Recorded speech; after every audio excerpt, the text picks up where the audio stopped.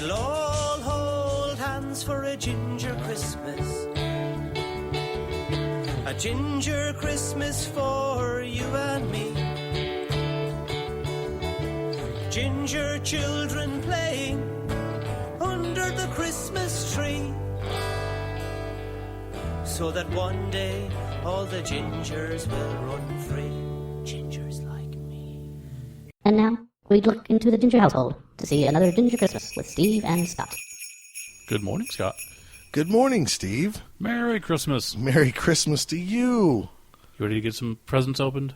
Dude, I've been waiting all year for this day. I've been trying to be so good. I wanted to make them... That did not happen. What do you mean? What? I live with you. You're not good. But in some like Blood Bowl tournaments, I've been trying to act better. Okay, so you're trying to get presents from Knuffleclaws? Did it work? It looks like there's a lot of stuff here. There sure is. Ooh, look at that one over there. You want to open it? Is it? Who's it labeled to? Me or you, or does it matter? Pretty much all these are labeled to both of us. Ooh, it's a boat down Christmas. Sure is. You mean open this one? Yeah, go ahead. All right, here we go. Hey there, both down. This is Zara, the Slayer, and I'm wishing you a very happy holiday season and a wonderful new year. If you spend it with me, I'd make you sore. You know what I mean. I'd smack your ass around in the blood bowl. Oh, but smacking does sound nice. Whoa. How about that? A little saucy Zara the Slayer. I think this one is labeled to me. No, I don't remember both of the us. tag. That's both. Is this going to be a little both down, take down, or... God, I don't know. It's way too early to get into that. Okay, so. All right, why don't you open that? I'm going to open this one. It's going to be a little bit more gentler. Okay. Golly, you I don't open know. presents like a girl. You can keep the wrapping paper and use it again. Oh, my God, you're like an old man. Well, sometimes, yeah. My name is Hubris Rakoff, Dark Elf Star Player.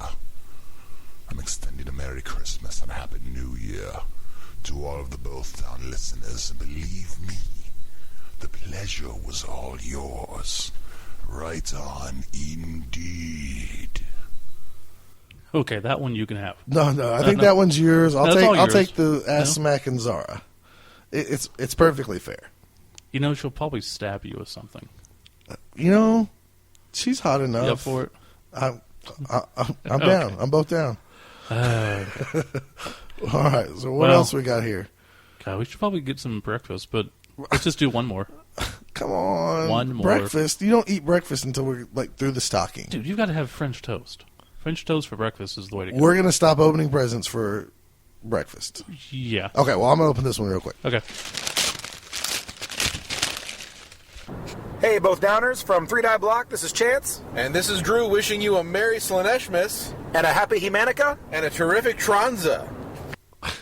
Okay. I guess this is like the pair of socks I didn't know if I needed or not. Yeah, but you're glad you have them. I know. I got my own Chance and Drew. Yeah. I'll take the Drew. I'm pretty sure they're on No, the way. no. I'll take the Chance. He has the He-Man collection. Plus, you might get $10 from second place in a beauty contest. What? Chance card. Oh, Monopoly. a Chance card. See? Got it. Yeah, they're on their way back from a toy show, I believe. Oh. So just put them back in, let them finish that up. Oh, that's what. Hence That's the what. Tron and Humanica. Yeah. Gotcha. All right. Well, if we have to eat breakfast, We let's do. go eat breakfast so I can open some more presents. We can open a big one next. Ooh, yay! Hey, everybody, it's Steve and Scott here. We're actually going to interrupt the Christmas episode for just one moment. Yeah, I'd like to talk about woodwormgaming.com. Wormwoodgaming.com. Wormwoodgaming.com. With W-Y-R-M. Oh. Woodgaming.com. Absolutely. The cool, like, Middle Earth spelling of wormwood. Or biblical. Or biblical, okay. Yeah. These guys offer dice towers. They have some amazing dice towers. And dice trays, too. And pretty much anything made out of wood. Right. And, I mean, you've seen their stuff. Right. So if you want something custom built, these guys can do it at a high quality. They have some amazing quality stuff. Right. And if you mention Blood Bowl... We actually got them to provide us with a code called Blood Bowl. Right. Word. And if anyone uses that, they'll get free shipping if they're in the U.S. or they get 10% off of any international order. That's a pretty good deal just for mentioning one simple word. Plus, it helps us out. That's right. In the long run. Of course, it helps the community. So Absolutely. If you're looking to get some custom dice towers or dice trays, you need to go to wormwoodgaming.com. And you can definitely be the envy of anybody else you play with. They have the coolest, like, collapsible.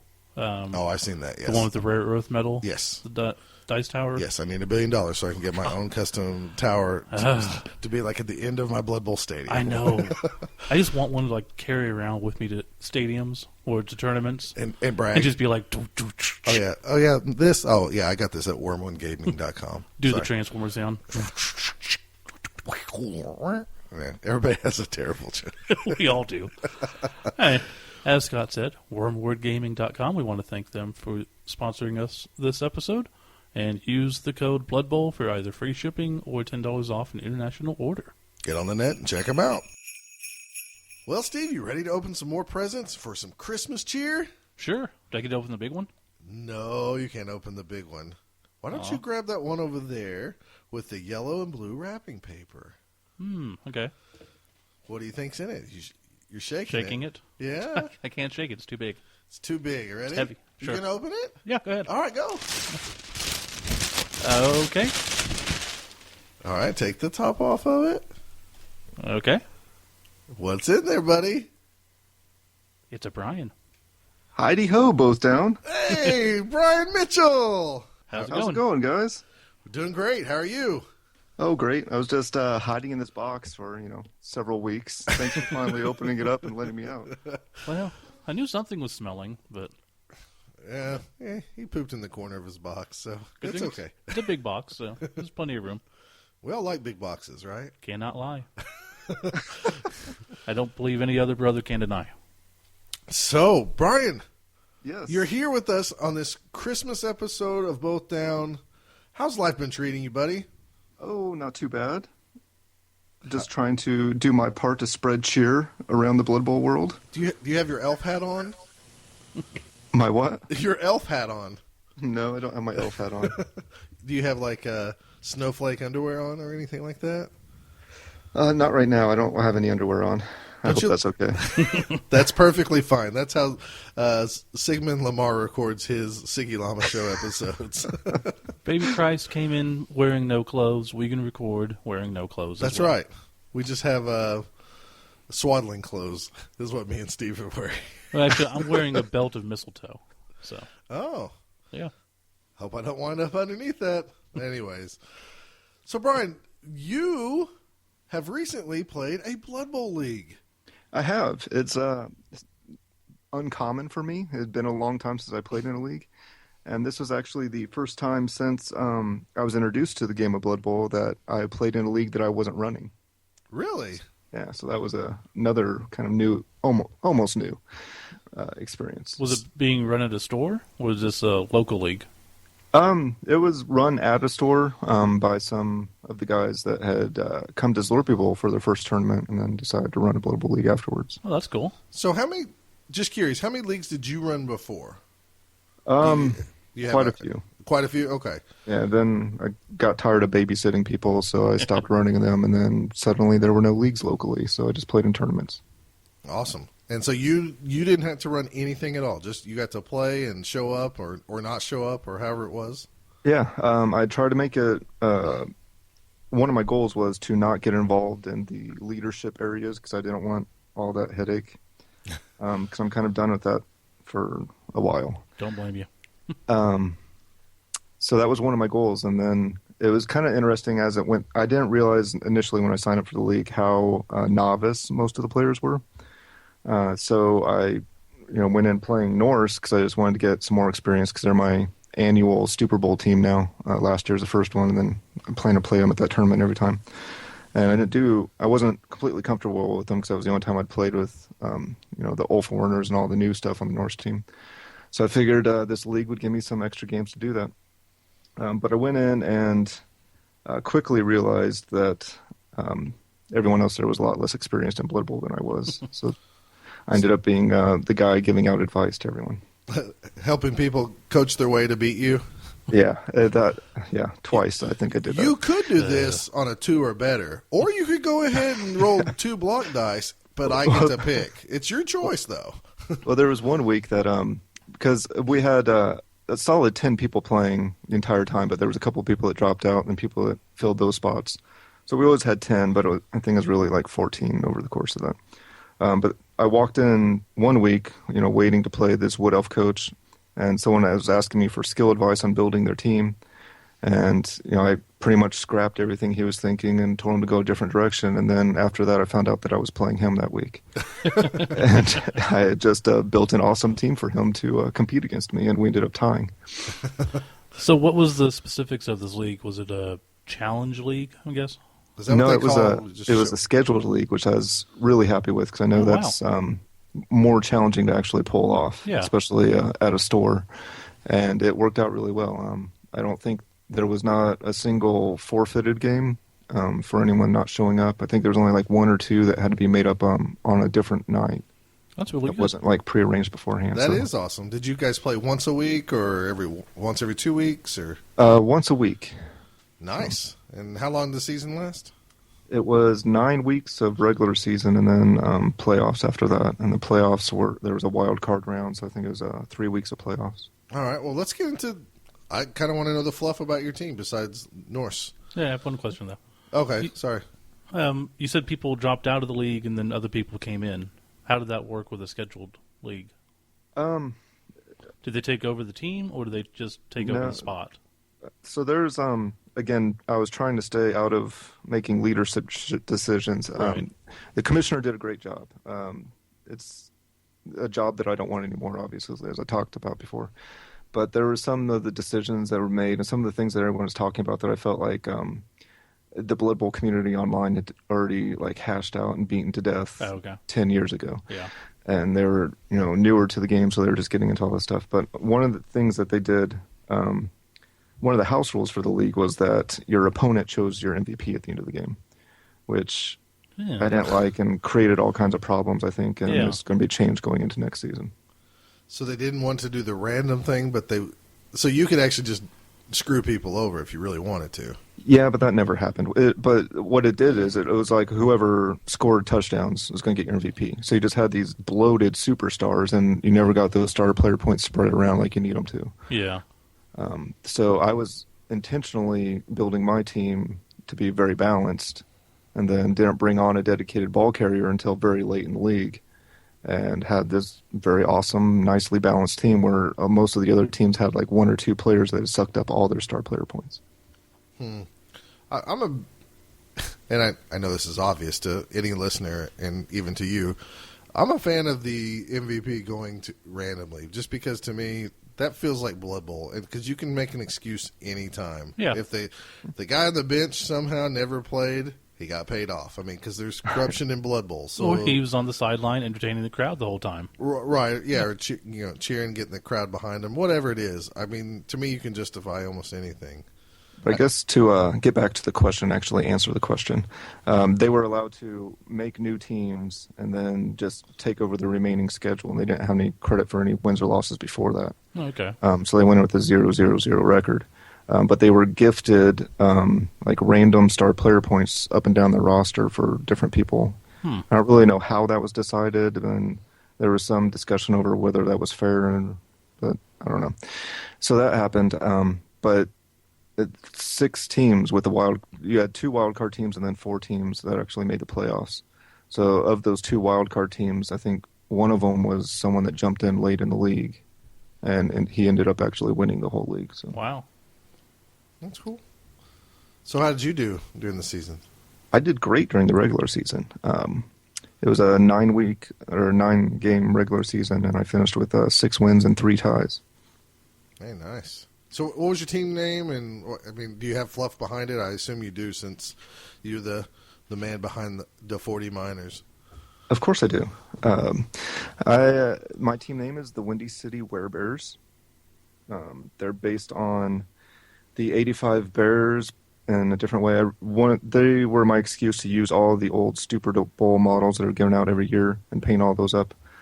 So all those are based on the 85 Bears. So my team is also based on the 85 Bears, but I didn't want to take the Scares name because I didn't feel like that was mine to take. It was either Johnny's or Mike's who came up with the fluff for that.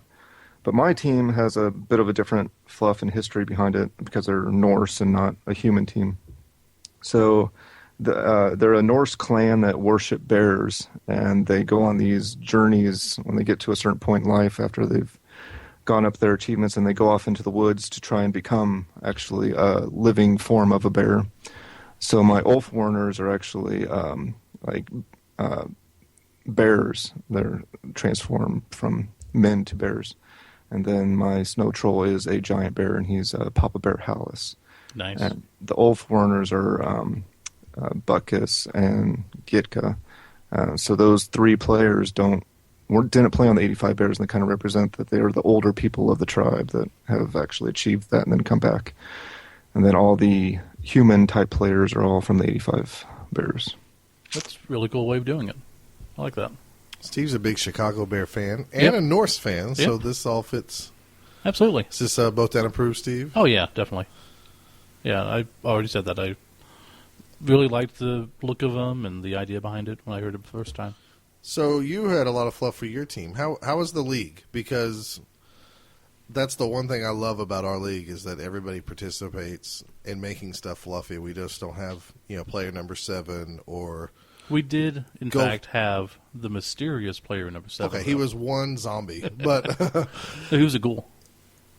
Whatever. I'm not going to argue with you. Okay. I think he was a zombie. But regardless, we don't have players named like Watch Him Run or Feel His Wrath or anything like that. So how was your league? Well, this was, again, because it was my first time not being in a leadership position where I could bully people into doing things my way or peer pressuring them into naming their players and teams appropriately. And because when I was running a league, a lot of times when I'd play a game, I would kind of give the person I was playing a lot of shit about their team if it wasn't up to snuff, and then punish them for it or attempt to punish them for it by doing fouls that weren't necessarily strategic fouls, but just killing him because I didn't like his name or because he was ugly or because he wasn't painted or something. So you were a bully. Yeah, absolutely. Blood when I was Bowl running bully. a league, I was a bully for the betterment of everyone's enjoyment. Leagues are so much better when every player's named, everybody has a purpose. I mean, if you're going to get beat by somebody or beat somebody, it's nice to... To me, it's a fantasy role-playing game, so... Yeah, so... since I wasn't in that leadership position here, there were, I would say, 3 teams, including mine, that actually had some thought put into like the background and actually having a story of the group. So not a very good ratio, in my opinion. All and of 3 those teams? with on one of the other house rules for the league was that you got to nominate a team captain before the league started. Okay. And he got to start with 1 normal skill, and he had a bounty on his head. So that combined with the MVP rules they were using that just created all these superstars, I would have expected there to be a lot of like memorable players that came out of this league. But like outside of my team, because I think whenever you're coaching your team, you could always say, well, all these players are memorable, or not all of them, but these guys did all these incredible things, and you have your stories, but no one else remembers them. But if someone else can remember stories that happened about players, then I think they've actually taken on a life of their own. And I would say of all the other teams in the league, not including mine, there were probably 3 players that I would say reached that level, and I think that's not very good. Not if you have 10 consistent teams, Yeah.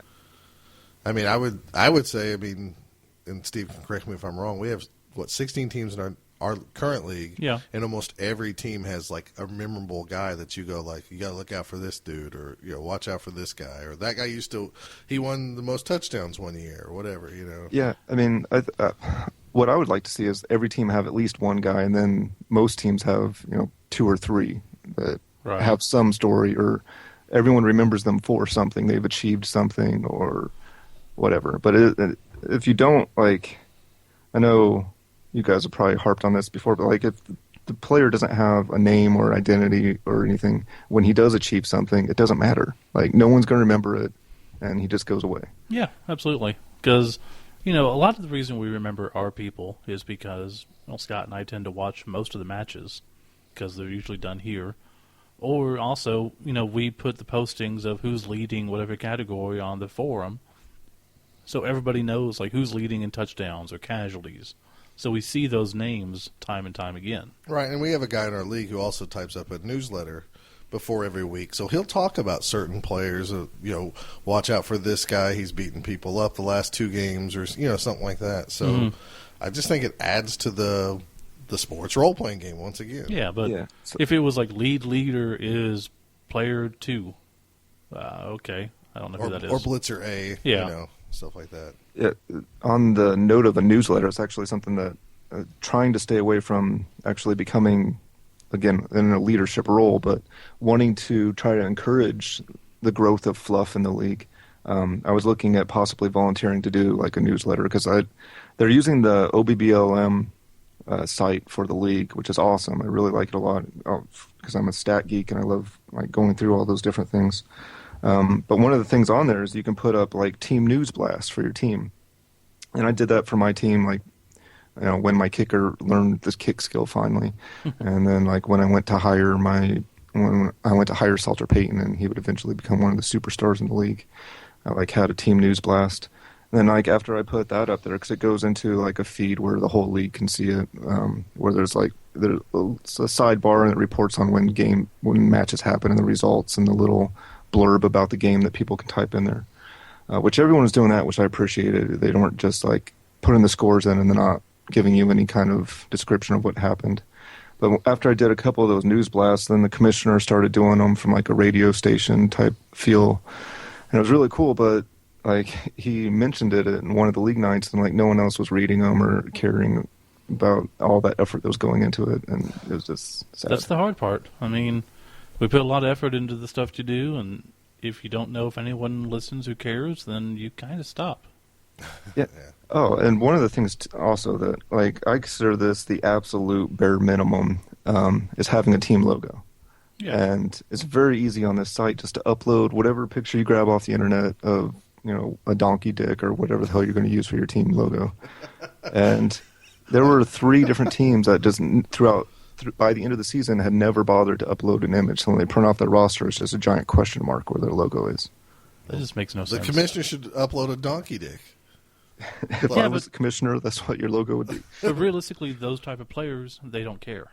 Yeah, you could put whatever picture there, right, and they're just like, whatever. That's not me. Yeah, that's the most frustrating thing when you try to punish someone by putting a picture like that, and then they laugh about it, think it's funny, and then it becomes their logo.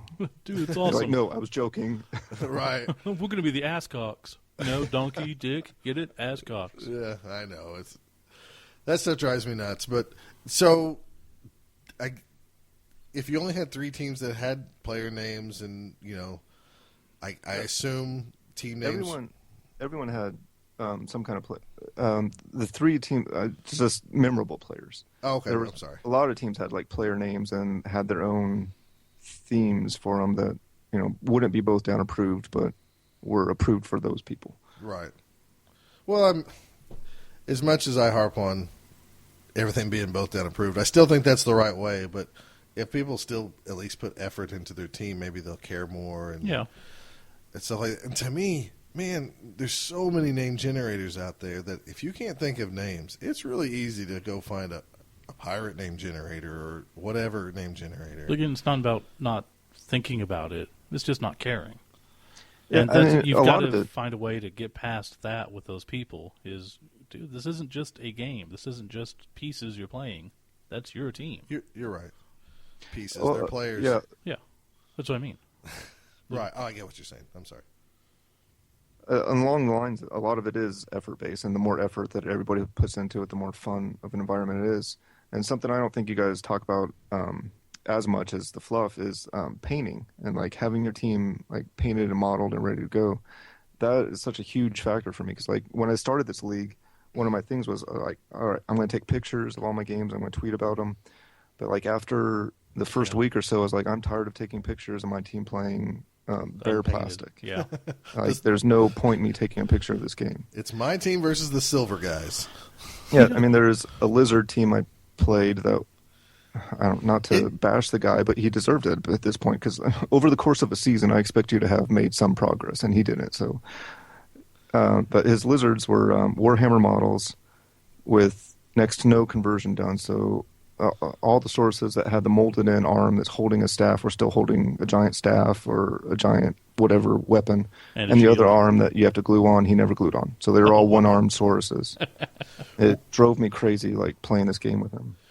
Speaking of unpainted teams, when back in the day in second edition, me and my buddies played our league with just the 2 plastic teams. And when I sold that to Steve and our buddies who played HeroClix, it was, guys, you don't have to buy any miniatures. Just use your imagination. I got everything you need. We got so far into it. I don't know of anybody that just has regular guys. Everybody has a painted team. Oh, yeah.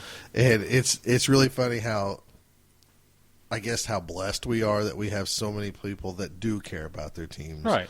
And nowadays, people won't even, well, I want to play this team, but I have to wait till I get it painted. Mm-hmm. I mean, that's like a conversation in our league, which is really cool. Yeah, and I'm not like a Nazi about it or anything. I don't expect everyone to show up the first day with just an awesome-looking team, but I want to see some progress that you're putting effort into it over the course of the season. Like, if you get to the end of the season, your team looks the same as it did the first day, and it isn't done at all. You haven't primed your models. Well, sure. Then it just shows me that you haven't put any time at all into it, so I expect something. It's just one of those things where some of us really care and get into the role-playing side of the game. I mean, it's just how it is. Well, and it hurts, too, if you're one of those people that haven't picked the team logo or haven't painted your team, and I'm on the other side and I'm trying to do some role-playing and create some fluff about it. Like, I don't know what your team colors are. I can't say anything about your team or do anything because your team doesn't have an identity yet. And it's just they're going for a touchdown and just chant, "Go Bob, Bob, Bob, Bob." But that's so true because I remember early on when we started the podcast, and every time we went to a tournament, I keep all the rosters of people who I either beat or lose against. And early on, I got really mad because, I wanted to tell this story about this great play that somebody else did, and then it killed it for me because I look at the roster and his name's player 3. Yeah. It's like, well, I'm not going to tell a story about how this guy dodged through everything and kicked my butt because it's meaningless. And it's interesting to me, we've said it before, but I mean, characters have history to them. There's people on my team that I refuse to use because I know they're going to suck. It's like, I know you. Every game, you do the same thing. I'm not going to use you. And then I have to use him, and he fails and hurts himself. I'm like, damn it. And if you don't have him named, then you don't see the patterns. So, Extreme, do you see this league, I guess, continuing and coming back? And, I mean, is the hopes for it that it comes back and more people start playing, and then in time, you're always going to have probably some people that care more than others, but you hopefully weed out the ones who just think it's a so-so game and get the ones who really, create the teams and create all their players and stuff like that? Or do you know is it in limbo or? No, they took a break for the holidays, which was a good choice. But they already have a startup date in January 8th. The league's going to start back up. And a lot of the guys the excitement's still there. Everyone's talking about the new teams they're going to bring in, which I like to see people bring in new teams, but at the same time, going back to the whole painting and modeling thing, it's a little frustrating that you never completed one team and now you're starting another team that's not going to be completed. But it's very cool to see the excitement, and there's some new players coming in, and it's actually going to be separated into 2 divisions in the next season, so there'll be a scheduled division and then an open division, so it kind of caters to everyone. I think that's going to bring some more people in. It was one of the really promising things I thought with the first season is that when people dropped out, we were very easily able to fill those spots because there were people that were just hanging around and seeing us play the game and were interested. But as far as getting the people that are, dedicated Blood Bowl players, like play Blood Bowl before other games and stuff, probably not. There's probably 2 there's probably 3 of us in the league that I would say care that much about Blood Bowl that it would be one of our primary games. Everyone else in the league is kind of playing several different game systems, and it's just one of the many games that they're playing.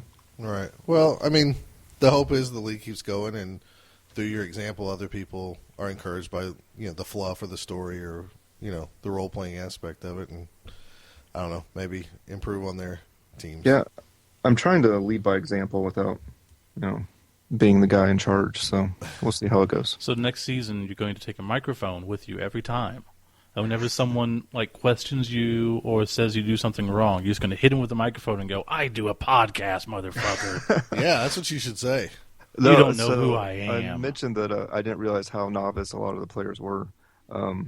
The first week that I was there, because I'd only known a couple of the guys that were in the league. Most of the people were very new to me. And one of the guys I had known brought in his friend who was going to play in the league and was playing dwarves, and gestured over to me. He's like, "Oh, there's the guy you need to talk to about starting your dwarf team." And I kind of blew it off. I was like, "Oh, I don't really know that much about dwarves," joking around with him. And then it was probably 2 weeks later, I saw him playing a game, and I looked at his roster, and I had to apologize to him. I was like, "I am so sorry that I didn't come over and talk to you. I didn't realize how bad off the advice you were going to get was." His starting roster was 13 blockers. Wow. Some rolls. Wow. I was just I'm really sorry. I hope you stick with the game because the season's going to be miserable for you. If you want to discuss dwarves of the future, I'll be happy to sit down and discuss them with you. This was my bad. I apologize. Is the league going to stay in a format where you can just carry over your team and keep skills, or is it going to reset every year? It's going to allow you to carry over teams. I think there's only 2 teams that are going to be carried over, and everyone else is going to be starting new teams. Nice. That You never said how you finished up, did you? Yeah, I didn't. You're right. Did you want to? Were you kind of glossing over that? Did you believe? I had a great season. I went 9 and 3 ties. Oh yeah, we didn't talk about the end. That's fine. How was the I playoffs? went into the playoffs as the number 1 seed and promptly lost the first playoff game. Ooh. Oh my gosh. It went to overtime, and I lost in turn 6 of overtime. Ugh. I lost the coin toss in overtime. Well, sometimes that happens, man. That's Blood Bowl, man. Yeah, so that kind of almost made me want to bring the team back for another season, but I have other races I want to play too to kind of get some time in since the minors take up all my tournaments now. I have to get my other races played in somewhere. So what's a preview? What's the next team that's going to be in this? What's the league called? Is it Indianapolis Extreme League? The IXL? No, it's the SFUC, the 6 Feet Under Conference. Okay. So it's kind of a undead themed thing, graveyard stuff. Okay. So who are you bringing next season? Vampires. Oh, I saw your painted vampire team. Yeah, The painted those up as the season was wrapping up to be played in the following season. And I've been playing some practice games online, and I suck with vampires. So Nice pun. Yeah, that's the theme with vampires. So how many vampires are you going to take on your starting roster? I'm going to take 4 on my starting roster, and I'm probably going to stop buying them at 4. Okay, smart. Yeah, definitely smart. Only play 3 for a while is my advice to you on that. But what do I know? I've only played them in 1 tournament where I got second. And what did you use for figures? No, this will make people in Europe just shit themselves. I use those little wrestling squinkies. It was horrible. It was not horrible. My models were actually, my players were clearly marked, though. Because I actually used it as a way to, I can't believe we're talking about this, but to work on doing bases. And my bases were clearly color-coded. Yeah. With vampires, it's really easy. Red for vampires, green for the other guys. Mm-hmm. It was awesome. And squinkies on top. Wrestling squinkies. Red and green probably weren't a great color choice. Probably not, but... There's some colorblind people like myself that... Oh, yeah. No wonder I did so well. They're all the same color. He said they're different. I didn't want to disagree with him. So any memorable deaths or anything in this league? Or was there none because people were named crappy things like Dogleg? No, so the league had a bounty system, so you could put bounties on players, which I thought was really cool, and thought that was going to help promote that, and the team captains and stuff I expected to kind of promote some fluffy, like create, I don't know, some superstars and some memorable players. So once I got to the point, I got very lucky through the early part of the season and didn't suffer any big injuries or any deaths. So I had plenty of money to spare. And I just started throwing bounties on like everybody that was on the leaderboards, any player that I recognized, I would put some money on him, just trying to create some story. And there was the league commissioner had a very awesome team. He had a Kimry team that was all fluffed up and very cool and fully painted, and he had a custom stadium too that he would bring. And he had like a star thrower that was one of the big stars of the league. And I put, like, he had so many bounties on him, it was ridiculous, but no one was really going after the bounties or, like, participating in going after it as much. And, like, when you would put a bounty on people, it was kind of question as to why you were doing that. And I'm just trying to have fun. Like, I don't have anything else to spend the money on. So, memorable deaths, on my part, there weren't. My Papa Bear, my snow troll, who's not a snow troll, it's the one thing with this team that I really don't like discussing. I have to call him a snow troll so that people know what I'm talking about, but he's not a troll. He's a bear. But he would get casualtied multiple times in almost every single game. Jeez. He spent more time in the casualty box than on the field. But then late in the season, finally, the Claws, Mighty Blow stuff finally started working, and he ended up racking up quite a few casualties in just a few games. So he wasn't a kill, but is memorable for being casualtied a lot. Well, he's an old man. Yeah, I mean, it's tough. He led well from the dugout. The team did very good with his leadership from the sideline there. But the dwarf team that I'd mentioned before, very late in the season, they were finally able to afford a Troll Slayer. And in the Troll Slayer's first drive, I think it was like the second turn he ever played, he ended up dying. And we only like blockers on this team. Everybody was like, "Oh man, that sucks." Went over and looked at his name, and his name was generic Troll Slayer. Oh, that's brilliant. Wow. So I was just like, "Yeah, okay." He died. Cool. I walked away. You deserve it. But yeah, so none of the there was another Underworld Goblin that was one of the big players, and he ended up dying in his final playoff game. So I guess that would have been a memorable death, but because we didn't really get to celebrate it after that because the season ended for him, it wasn't as big of a deal. Well, did your team lose any memorable players? No, I didn't. I suffered a death in my last playoff game, but it was one of my minor players. So it wasn't that big of a deal, really. So does any of your players listen to the podcasts? Any of them? Or do they do it now that you've been playing with them? I know a couple of them listen to Zlorpcast. I don't know if they listen to these other smaller podcasts. Right, the smaller ones, right? The ones who put out stuff monthly? Yeah. Almost monthly, yeah. You with your structure. Or semi-structure. Well, okay, since they don't listen, if you can tell your commissioner this. If you don't want to get hands-on, I don't mind helping. So if those players don't have, real names for their players, the coaches don't have real names for their players, you just have him send me the rosters, and I'll generate some names for them. Well, when I was commissioner of a league, I had some rules in play where if a player didn't have a name, he couldn't use a team reroll. I like that. Oh, my gosh. I love that. He's not part of the team. Yeah. Because no one knows who he is, so he can't. He's not going to listen to the coach. Yeah. Hey, you, hey, never mind. Our guys are pretty good about as soon as they hire somebody, they name a player because they know if they don't, that I will usually go look up gay porn actors and I'll put the names in there. He says look up. He just means recall them. The ones I know, right? Pick his favorites. See, I did something this year which I've never done before. Because, you generally, when you're making the team, you can come up with a ton of names, and it's very easy. What I did is I decided I'm going to make up those names, and then I'm just going to put them on the roster, and anything that I haven't paid for, I put in very light gray. So it's there, but you can't see it unless I buy it, and then you just have to change color. That way, I don't have to worry about, finish a game, go look up how I made the other names, go find whatever. I just have it all done at once. We could have just had a list somewhere else, but yeah. Could have had a list somewhere else, but that was easier. I gotcha. Yeah, I do a similar thing. Like when I'm painting teams and I paint like a full league style team, I'll have names for all the models as I paint them. Then I run into trouble when one of those guys dies. I'm like, fuck, well, now that name's gone. I have to come up with something new, and I have trouble moving on and giving him a new identity after that.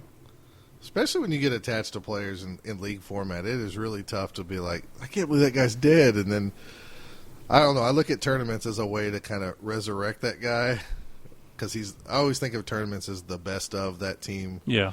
Because we play so much league play in very little tournaments, where you probably look at probably maybe the opposite, since the minors are a league, or not a league, but a running tournament team, right? Yeah, the minors are kind of a unique case. Really, all the story and stuff that carries over from one tournament to another. The only reason I really started doing that was because I wasn't playing in leagues, so I wasn't getting that constant story that was connecting one game to the next. So I kind of made it up on my own. And no, I think it's brilliant. I think you do a good job with that, even though I don't like Golden Toe Joe or Bo Shinbreaker. Man, Golden Toe Joe is an amazing player. You should really check out some of his highlight films. Uh-huh. Don't look at any of his current stuff. Go check the highlights. He used to be good. All right, do we have anything else for Mr. Extreme here? Is this a good present for you, Steve? You like this present? Sure, yeah. It's always nice to catch up. But since we have him here, might as well give you a present, too. Hold a second. What you getting there? Scott doesn't know about this. Oh. Here you go. Is this really, we're doing this live? Yeah, it's an actual present. I can open it now? Yeah. Can I guess what it is? No, because you can probably guess. But okay. I don't know. You're kind of dumb sometimes. But I'm going to guess that it's... I'm not going to say it right. I will say. Here, I'm going to write it down, though. Right here, I'm going to put... It's a butt plug. Oh, yeah. That would definitely not be a surprise. Oh! Boom! I was wrong, and it's really awesome. This is a Zug model. The unreleased Zug model. Unreleased Zug, and it's well painted, and it has even like Zug written on its base. Dude, thank you very much. You're welcome. So why are we doing this on this segment with Extreme? Did he paint this? Yeah. Did you paint this? I did paint that. That's why I figured I'd do it now. Golly, now I have to buy Steve something for Christmas. That's why I did it early, to force him into doing it. So are these little spikes actually tipped in silver, or are these chips? They better not be chips. No, they're tipped in silver. No, I understand that, but I'm so used to my models when I paint that sometimes they get chipped. When I see like really good painters do the little tips, I'm always like, this model's, no, it's not chipped. And then like constantly it's bugging me. That's my Norse team. I painted like battle damage and like little chipped marks on them. So then when they actually get chipped, I don't mind as much until they get chipped like on their skin or something. You're like, damn it. I did that with my Ginger Badgers, my Orc team, or the Oklahoma Badgers. I did that with them on the Black Orc blockers. I kind of like scuffed up their armor, and of course they're plastic, so they're really never going to get chipped. But it doesn't bother me now if one of the other models gets chipped because it all looks the same. Exactly. It's proactive. You know what, though? A good team that's been slightly used and chipped kind of has a good feel to it in some ways. Yeah, I agree. People will mention that sometimes when I'm using the minors, like, oh, these guys are like chipped up and rubbing off already. I was like, yeah, it's character. Well, I mean, it's like they've been through a lot of shit on the pitch. Right. I mean, I remember playing football. If you got some good licks in on somebody, you had marks on your helmet and stuff, and that was pretty awesome. So, well, Steve, thank you very much. You're welcome. Extreme, thank you for painting this up. Yeah, that is a surprise. See, I thought. What did you think it was? I thought it was the Rat Ogre. Oh no, I'm keeping that. So let's tell this story really quick. So Steve has always lived kind of in the shadow of his brother. Anytime that Steve would like something, his brother, who was a little bit older, 4 years older, would always do it bigger and better. He already did it. He went through hobbies so fast, so I could never have like an identity, really. So many years ago, Steve was getting into pinball machines, and his brother went crazy, and now he owns tons of pinball machines. At least 50. Yeah. Yeah. So Steve was complaining about I was that so one happy night. to have my 1, and then he's like, I bought 3. God damn it. I'm up to 8. God damn it. Come play them. So Steve was bitching about this one night many, many years ago.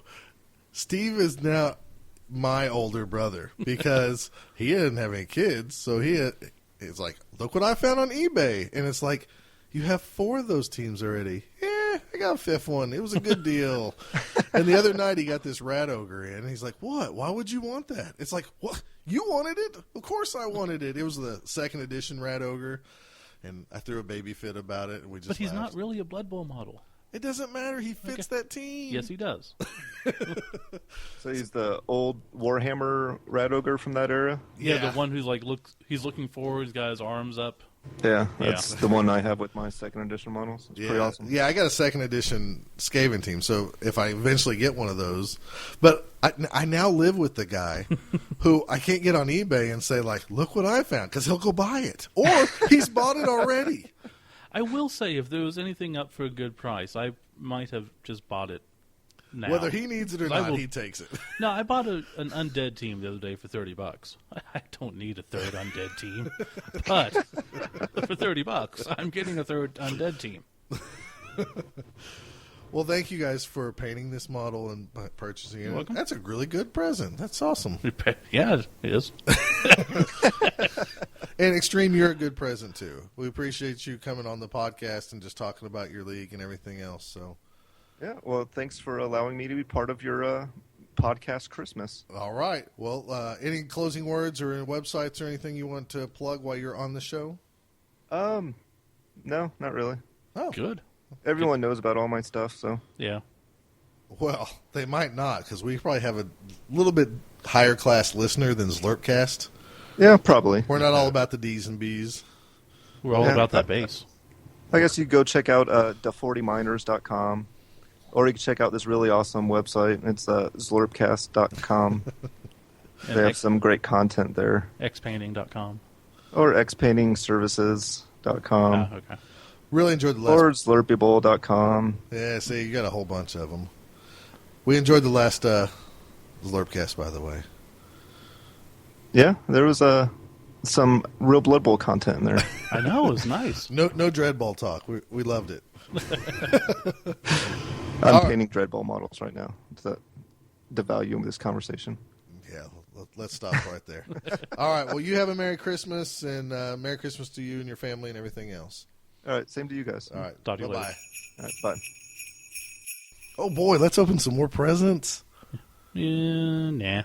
What? Nah, we're done. Dude, you are a terrible Christmas person. Fine. It's so much fun. It is. You already got some things you wanted. Come on, here, open that one. I'm going to open this one. Oh, boy. The fucking both donors, at least I could have poked a couple of holes in the box. Hey! Hey, about time. You got me out of this thing. Jeez. It was hot in there. Well, I'm glad I'm here. By the way, I'm Johnny P., host of Slurpcast, host of Mantic North America podcast, and I'm now a present. I am a gift under the tree of the both Downers, Steve and Scott. I'm excited to be a gift.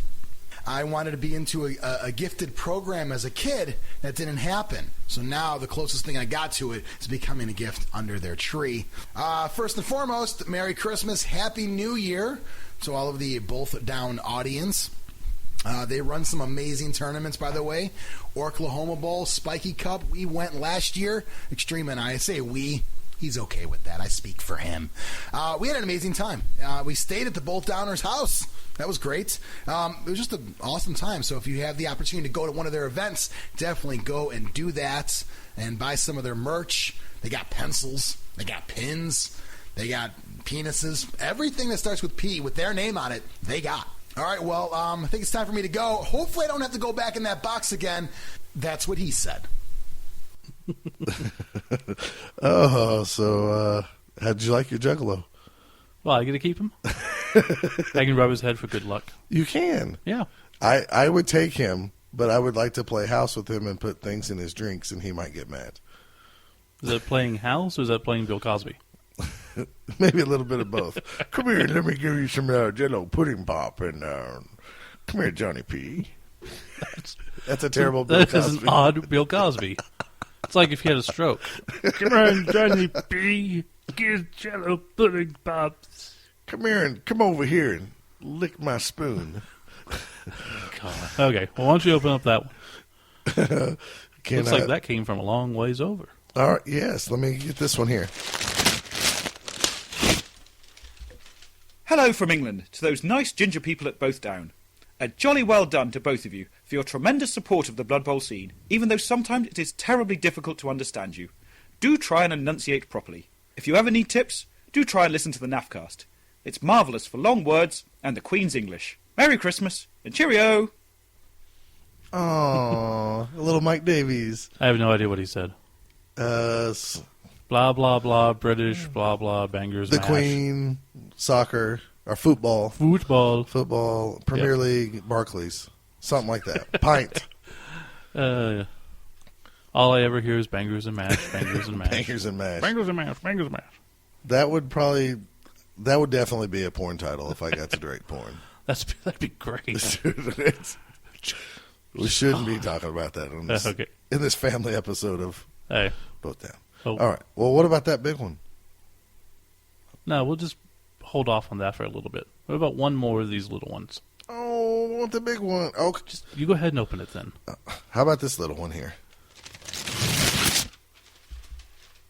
Hey, gingerbreads, this is The Donut Shop. I'm Chance. And this is Drew, wishing you a Merry breakfast. And a Happy New Year. Is that Cheesy enough for you? That's good? Yeah, I think that was cheesy. All right. This is still on. Hang on. Yeah. Oh, the donut shop, guys. I'll take a chocolate one. A chocolate donut shop? Sure. Oh, okay. I want a cream-filled donut. I know that sounds really weird. You know what? Let's just go have some more donuts. Oh, I want some. What about the? Can I get the big present a little bit? Yeah, we'll do that right after we get some donuts. Okay. Okay, and now the second big box of the evening. What's in this, dude? That's the point of opening the box. Go. Yeah. Is that Legos? Don't break it. It's fragile. Oh, come on. If I shake it really hard, will I break what's inside? No, but it might spill something. Might spill something. Oh, did you give me like... Just open it.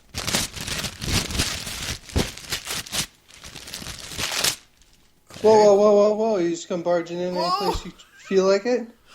Hey, what's going on? Let me get this little big guy out of here. Hey. Hey, it's Jeffro. Otherwise known as Mr. Gallenbeck. Jeff You Gallenbeck. and your meat hooks. Well, Lordy. were my hands cold? Yeah. What? Where's your It's pants? Suspected. Where's your pants? Well, don't bother me with these frivolous questions. It is before Christmas, so he wasn't exactly ready. Exactly. You don't know how long I've been in there. It's been a while. You don't just mail yourself and expect to get opened at any particular time. You just kind of fly by the seat of your pants, even if you're not wearing them. That was a very confused UPS driver that day, I tell you. So we have Jeff Gallenbeck on, and he is the, I guess you would say, player, coach, commissioner of the NBFL, which is a league on fumble, which is what? National Blood Bowl? The National Bloody Football League. Which is kind of what? The Blood Bowl version of the NFL, right? And the league I talk about every now and then, and I complain about fumble dice and or whatever, because it's never me that's losing. It's the dice's fault. And you never, ever get 3 blitzes in a row in real life. That's right. And you never roll 5 ones in a row like I did last night against my buddy playing. Jeez. So the season is in the playoffs. Is that still right? Yes, it is. And why don't you tell us about it? Because you've been in the league for a while, right? Or have you been around from the beginning? Well, the league itself started with a whole different group of people. And I think winged human might have been in that first batch of people. And it had a season or two. They didn't have, I think they may have only had like a dozen or so coaches. And so each coach had a couple different teams, but they still didn't cover every one of the franchises. They just decided to do it, mimic an NFL team. And they just left out the Rams because nobody cares about the Rams. Or the Cardinals. Pretty much. And so it started from there, but then it died off. And then one of the people that was in that originally decided to revamp it. And he had a great idea of, you know what, I want active coaches in a league, because what's going to kill a league most is complacency and people who are interested coming up against other people who are not, and people who are running the league that are not interested in keeping it going or keeping it lively. That's what's gonna kill it. And so he ran it with an iron fist.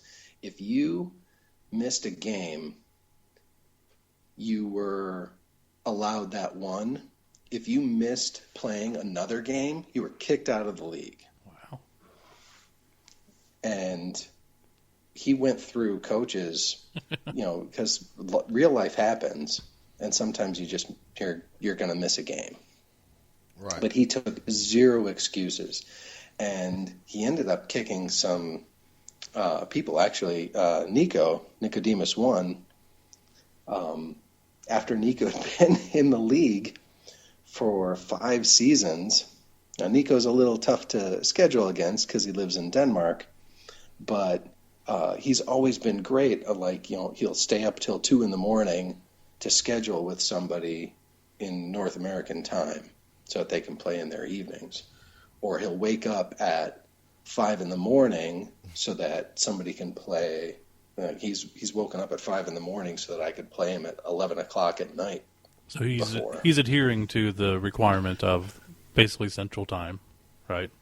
Well, actually, the requirement of the league is just to make an effort to play during somebody else's time. But he goes above and beyond it because he knew that vast majority of people played in North American times.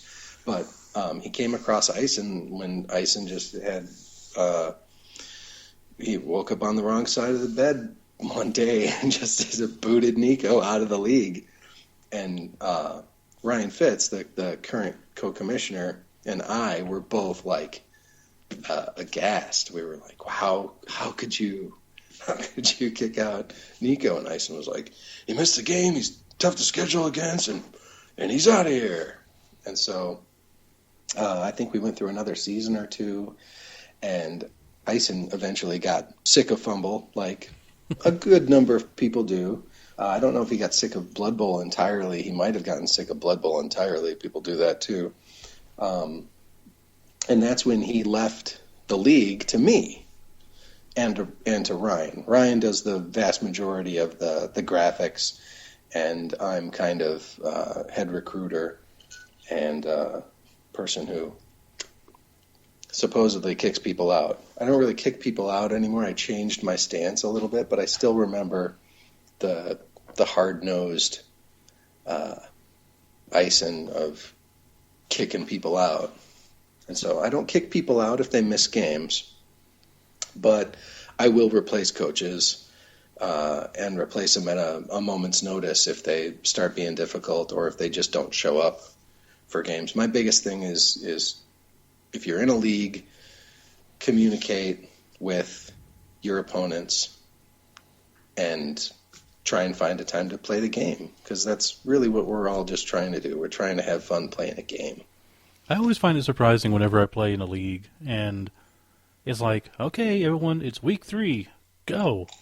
And then, there's 2 people who just sit back and are like, well, I was waiting for him to contact me. Well, I was waiting for him to contact me. Right. We're thought both we'd catch idiots. each other. Yeah. No. Communicate. Just send an email. It's not hard.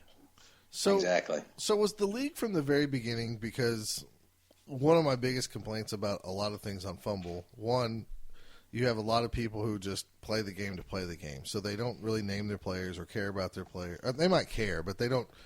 They'll throw just any kind of name in there, or all lowercase names or whatever it is.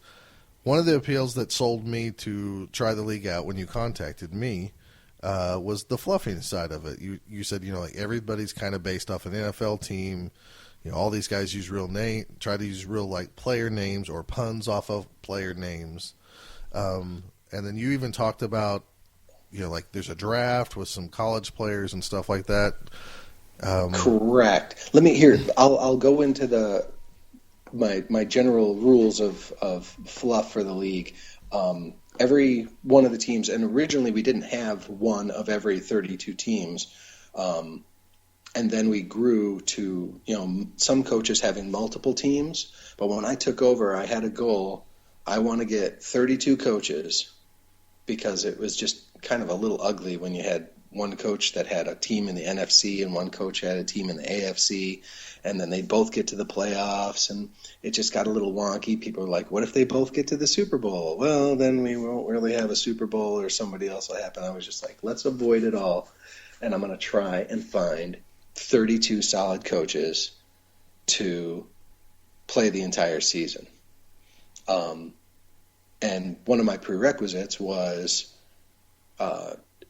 some people with their leagues, they have, house rules or changing this or that or the other thing, or a limitation to the number of races.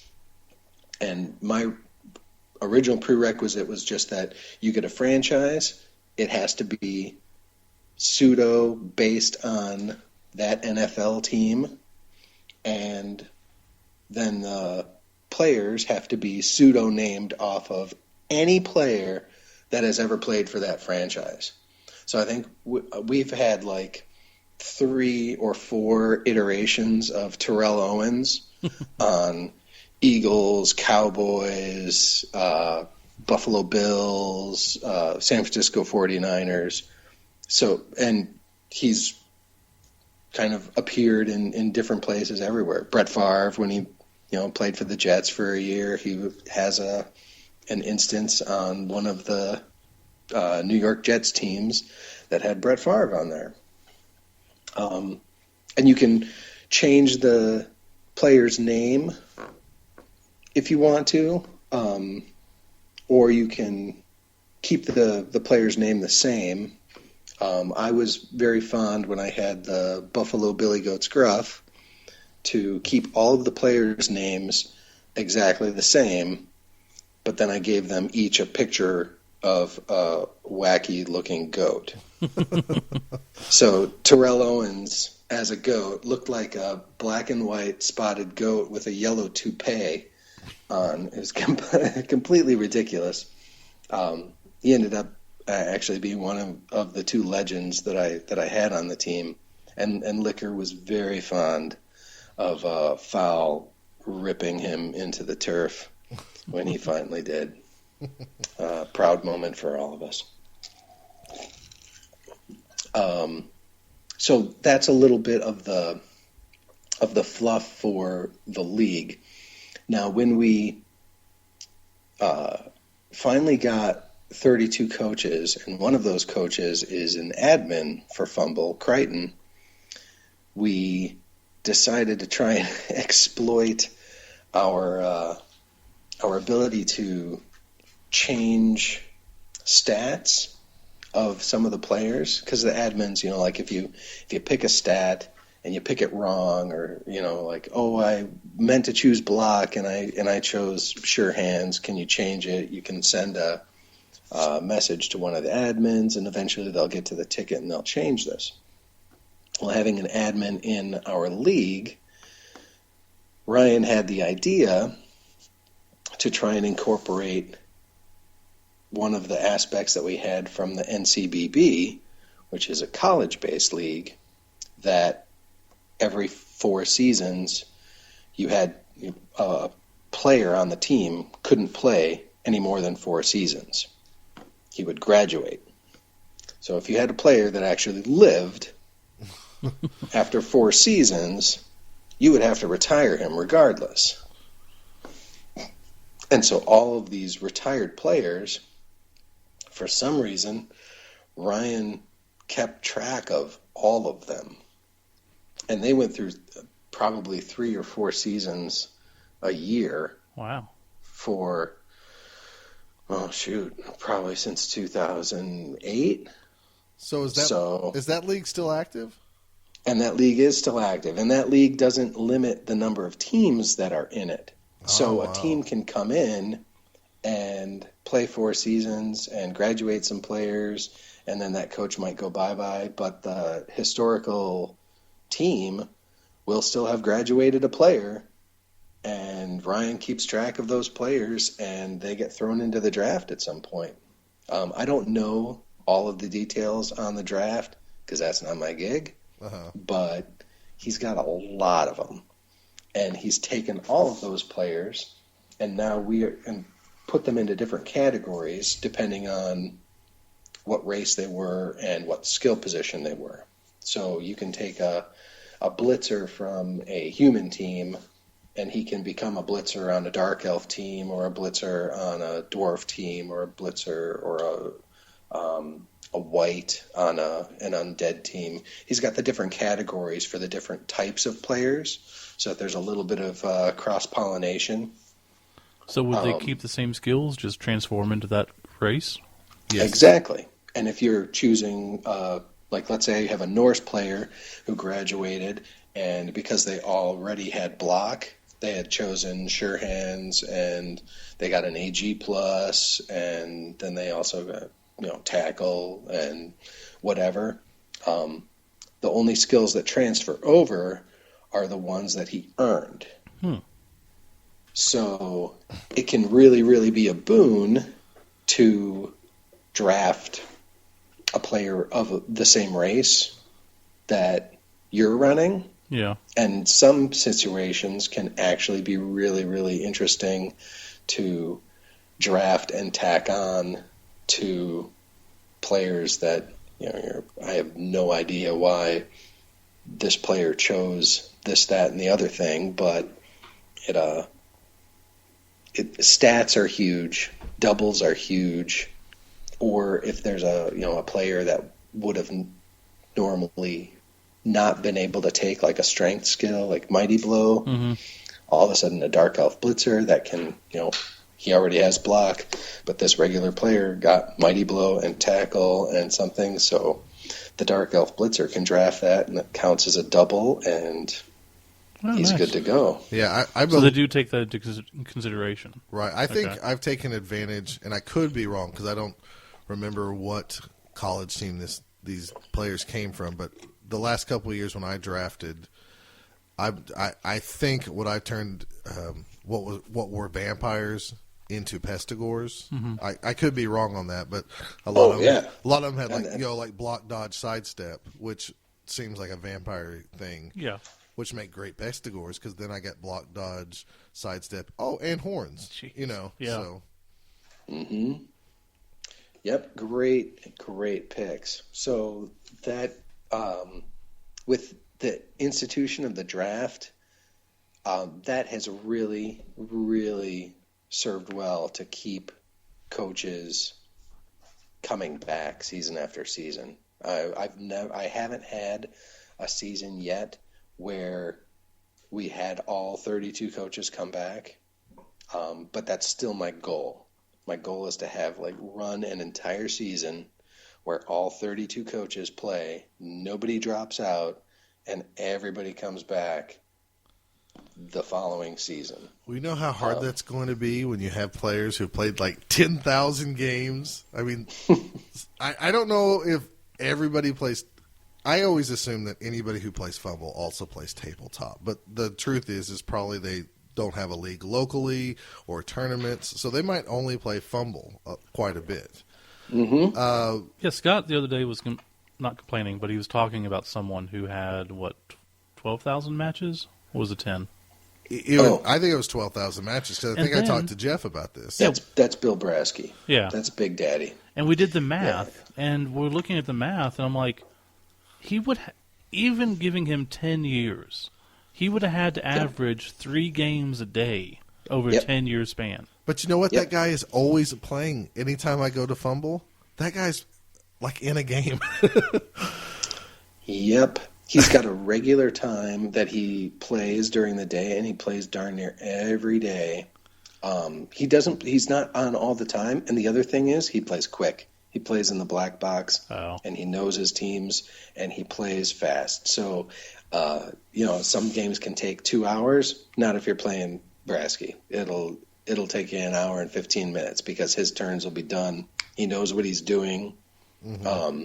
Do we know if he's like playing at work or if he doesn't have a job? Or Steve's like, he has to be playing at work. Does he have like a night watchman job? No, actually, I think he's going to law school. And he's got a sugar mama. Oh, that's nice.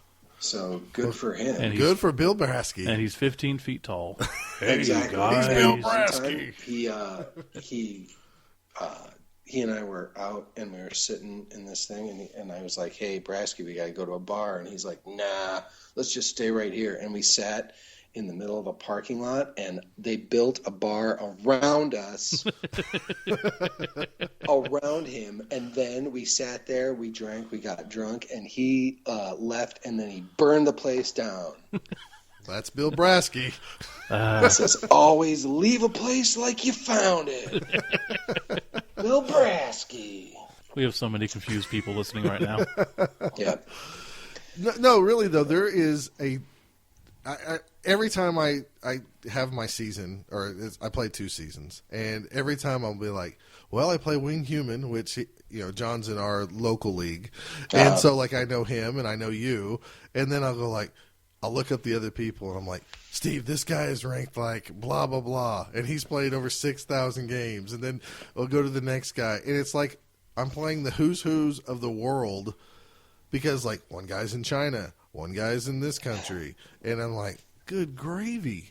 Yeah. Like, I'm down on myself because, like, I only won 6 games, or only, I thought I had a pretty good season this year, but Ryan gave you a pretty good compliment actually when he was talking about the draft earlier this week with me, because he's like, "Wow, Finley's getting a pretty crappy draft pick after only being in the league 2 seasons. That means he's doing okay." Well, Blood Bowl's one of those games, and even though I'd rather throw dice and roll bad dice than have a computer generate bad dice for me. It's one of those games when you win, you feel like you shouldn't have won, and when you lose, it's like I don't know. Blood Bowl sometimes is so unsatisfying, yet I love the game. Yes. you have to get past the idea that the odds are in your favor. It's the gambler's paradox. They never are. And once you get past that and just start putting fun stories about it behind, snakes. Whenever I roll snakes, I always pretend that snakes crawl out of the ground and trip my guy. And whenever I roll snakes on an armor roll, the snakes crawl out of the ground and they cushion his blow to the ground. So, sorry for tripping you, buddy. Exactly. Sorry about that. Yeah. I will say this. Lately, when I've gone to tournaments, real life tournaments, I think I've played better. And I don't know if it's maybe because I played a couple seasons in the league, and even though I bitched and moaned and cried because I'm used to being a big fish in a small pond in our other league, maybe it did make me a better player. Okay, you don't understand. Scott has an undefeated season in our league right now. But he still whines and carries on like a baby. I can't win. It's ridiculous. You're 3-0. I can't win. You're 4-0 now. Shut up. No, that's not true. I'm 3-1 now. I got drilled. Remember? No. Okay. Good. Exactly. It serves you good. Every loss serves to resolve you to getting better.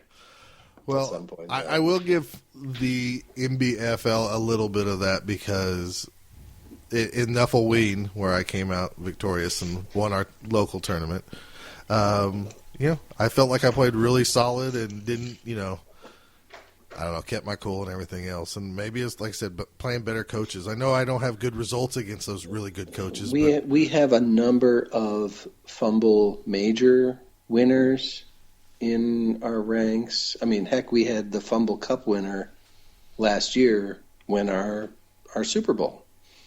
Yeah. He went AWOL this year, and I had to replace him, which was a little weird. There was a little bit of me that was like, he did what he wanted. His losing streak started or something like his. I look back in his last game. I don't even think he lost, but his team wasn't doing as well this year. But still, he dropped off the face of fumble, and I was like, "Oh shit! I got to replace the guy who won the Super Bowl last year." Well, at least we won't have a repeat champion. So, Jeff, what's some memorable, I don't know, fluffy players or memorable legends? Or I know I got to kill one of Ryan Fitz's legends. Oh, So, did you kill Stoney? I did.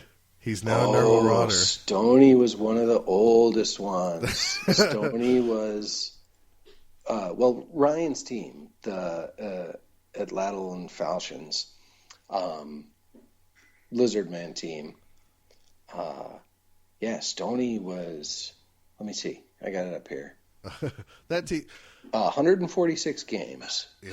Jeez. But some of those might have been builders, but probably not the vast majority because his team is one of the oldest teams. But still, 314 star player points. That's insane. Didn't let up. He had 2 movement breaks and an armor break, and You the can't thing take just me kept down. going. I look back at some of the games that he had against me. He had 5 casualties against me in one game that he completely shut out the Carolina Black Panther Party, and Stoney was the vast majority of the reason for it. Crushing things. I will say this about the league also. Most teams, Steve, I don't know if Steve knows this or not, but most teams are like $2 million or higher value because you get to kind of kickstart your team to be up to par. But it seems like a lot of the older veteran type, players on the field, when they get hurt, people still keep them around. So it's really kind of, I don't know, it reminds me of like just the NFL. You see a guy get grizzled and become a veteran and stuff because he still has value. He might not move as fast, but he still has value or, whatever it is. So I think that's a nice, if you want to say, fantasy role-playing aspect of it. And Ryan and I actually have a lot of the same ideas about players and giving them the right to die on the pitch. They should die on the pitch, like regardless of how many injuries and whatnot. We're not in it for the min-maxing aspect of it. We're in it for the playing and having fun. The fun and the fluff. Part of that fun and fluff is to watch one of your players get ripped on the field and see his life spill out before everyone in there. So. I have a hard time cutting players even in our league in the middle of a season. I try to get to like the end, like this guy's going to retire at the end of the season or something like that because it's just hard for me to cut a guy like right before the playoffs or something like that. But that's Blood Bowl. Sometimes you have to, but I try not to as well. Some of the most memorable teams and players from the league. I kind of we've had a good amount of turnover since we got 32 coaches. I've had to replace 4 or 5 coaches every season. Either people are saying they're not coming back for real life reasons. I'm having a baby, or I just got a new job, or they flake out and they think I'm a dickhead or something, and they say, hey, I don't like the way the league's running, and then they leave. But some of the most memorable games I remember are actually my games against Ryan, where the Buffalo Billy Goats Gruff, and when he was running his Miami team, the Miami Dorfgrins Dorf team, he had a runner that the first skill he gave this runner was Dirty Player. Really? Yes. And I think, let me see. Yep. First skill he gave him, dirty player, and in 64 games, Foul Warfield had 105 fouls. Jesus. And I swear half of them came against the Billy Goat Scruff. Because he and one of my players, Kavika Mitchell, had this just heated rivalry. We would almost isolate those two players against one another, and when Kavika Mitchell would go and try and Kavika Mitchell was a beastman back in the days of razor sharp claws and claw, and he'd go at Foul, and if he'd knock him down, he'd cash him and get him out of there, and sometimes if he'd fail and ended up getting thrown on the ground, Foul would lay in the boot, and I think Foul ended up breaking his neck once, but you can't retire a killer that gets an AG minus because it makes no sense. So you bring the AG minus back and you try and kill some more. That was one of, I would say that was probably the biggest rivalry that I was part of. Other people probably had their own, and it was always it was the rivalries were always about killing things rather than winning games. The winning games were like the sidebar of things. Was there any teams that like went undefeated and won it all, like the old Miami Dolphins of, what was it, 74, 72? Yeah, sorry. Undefeated? I doubt. I mean, I was just curious if there was like some legendary team that was like so unstoppable. I can't think of a team in particular that was undefeated. We've had a couple really, really, really good coaches. Azure is a fabulous coach, and actually the first Super Bowl winner of the current NBFL. If you go to the page, he ran the Kansas City Vampire Lords, and that's what actually sold me on the league. And I think he ended up winning the Super Bowl 3 times with 3 different teams. Wow. He's just he's one of the top-notch coaches on Fumble. So he's in the current league right now? He's not in the league. Okay. I think he left because he thought I was a dick. And nothing can prove him wrong. And I, opened the door and tried to slam it, and so it hit him on the ass when he on the way out. But I think we've since kind of moved past that a little bit. But no, I mean, I've never disparaged his coaching. He's a top-notch coach, and I always relished the fact that the few times that I was actually able to beat him, I relished those. But one of his first Super Bowl victories, he won with Vampires against a Soros team that was just destroying the league. And taking no bones about it. And the Soros team is the Chicago Bears, blowing through and wasting teams, leaving teams in its wake, and made it to the Super Bowl.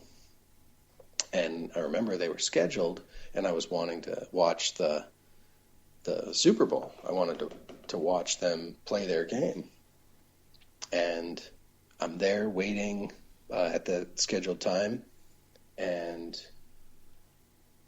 the Chicago Bears coach never shows up. I'm like, why isn't he here? He's not here. He's not here. And then they later on would find out that he overslept. He's overslept. They had the game scheduled for 9:00 at night. Okay. And he lives in the United States. But he overslept. And it wasn't the fact that he overslept as much as he didn't apologize about it. Dude. He was just like, I overslept. Yeah, it happens. Yep. No sorry, no I'm Won't do it apologize. again. Let's, wow, I didn't plan on taking a nap at 7:00 at night and sleeping past our time. Let's reschedule. My bad. No, none of that. Just guess we're gonna have to play tomorrow. Well, shit. Okay. Yeah. And so Azure took offense to that and obliterated his team, and it was fun to watch. It was really fun to watch because that was in LRB4 days, where if you could abuse dirty player, you could. That was actually one of the big issues that people had with LRB4, is that if you got the ref and you had enough dirty players on your team, you could just destroy somebody. And I don't know if Asher actually got the ref as much as he just decided he was going to foul him and crap out of him. And he did. And he laid waste to his team. And dude ended up retiring. Like, I don't know if I like the way this league is going to go, if that's the way that we're going to play. And so he retired his team and never played another game with that team. And I was just like, that's awesome. I got to get dirty players on my team. If you like to sleep so much, you can sleep with the fishes. I learned exactly. I learned early on in this league, it was a shit-talking, I'm going to foul you. I don't really have a reason. I just want some blood. Scott was like, you better just get used to it. Scott was like, I don't know if these guys are being dicks or this is just like play acting, but... Play acting as dicks, yep. Yeah. That's it. It's like, I'm the new guy. They're not really being nice. They're going like right for me. I mean, is this just how it goes? Yep. So Jeff, new season's going to start soon. Is that correct? New season, no. New season, I try and give a break. Some people like to run consecutive, and actually Eisen did before. He's like, a league dies when there's dead time, when people get bored of it. And I was like, no, if you want regularity, if you want consistency, you just got to set a consistent schedule and you got to keep with it. And I think part of that consistent schedule is having a legitimate break. So not burning them out. Yeah. Oh, okay. Exactly. I thought the playoffs. NBFL has 2 seasons a year. Okay. And they coincide with the start of the NFL season. And the second one coincides with what I refer to as the Dark Ages. And that's the time after the Super Bowl when there's no NFL football. Oh, okay. For some reason, I thought the playoffs would continue for the month of December and then start in January. So, nope. The way it works out for timing wise, the number of games that we play in the playoffs happen in December. And the draft actually will start probably the 19th or 20th. People will draft through the new year. We'll have January to build and to recoup. And then after the Super Bowl, the new season will start in February. And then that season will run until June. I think so June will be the playoffs. July will be the draft and the build and the downtime for teams that don't need to build much, and then start again in August. Rinse, repeat. Okay. So if you're out there and you want, maybe you don't have a local league, or you don't have friends to play, or you only have 2 tournaments you can go to a year, and you want to play and be active on Fumble, this league, it might be full already. It might be full, but what I wanted to pass on. Full. Are you full already? I actually have to. I have to admit, I tried to recruit you, Finley, to promote the league and to get people interested in the league, because I saw part of my duties as commissioner. Ryan does the draft and the logos and all of that jazz, and I do the schedule and recruitment. And I was like, how can I recruit? So you went to the #1 Blood Bowl podcast. I went to the #1 Blood Bowl podcast. For the NBFL. I tried to hornswoggle somebody in there to talk about the league every once in a while, especially like the 5-0 drubbing that I gave you that one time, which was just a hoot. Yeah, that was pretty nice. Anyways, so as much as I hate fumble, I do kind of... I am kind of jealous of this. This would be fun to play in. What? All right, we're going to mark him down so you can get him in the league, and then I can hear him one. I still hate fumble. You can hate fumble and still be a part of the league. But anybody can join the college league, though. But what I was going to say is if you like a really interactive league, daily there is some email thread through Fumble with the league, and people are either BSing or they're talking strategy or they're just talking about. I mean, there's always activity is what I kind of wanted to get at in this league, and I don't really do it, but this league, you play a game and you have 5 people watching you.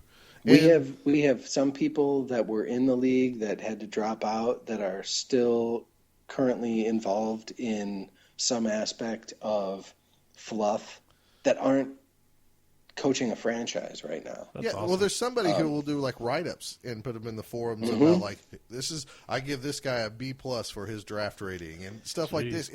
It's amazing, and like I said, you have people watching. I don't know if I played a game at all this year with just me and my player because there was always somebody watching, and we're all douchebags on Fumble. So anytime somebody gets hurt, you cheer, you do the cheer, and if stomping for it when the blodger falls down, right? You the stomp.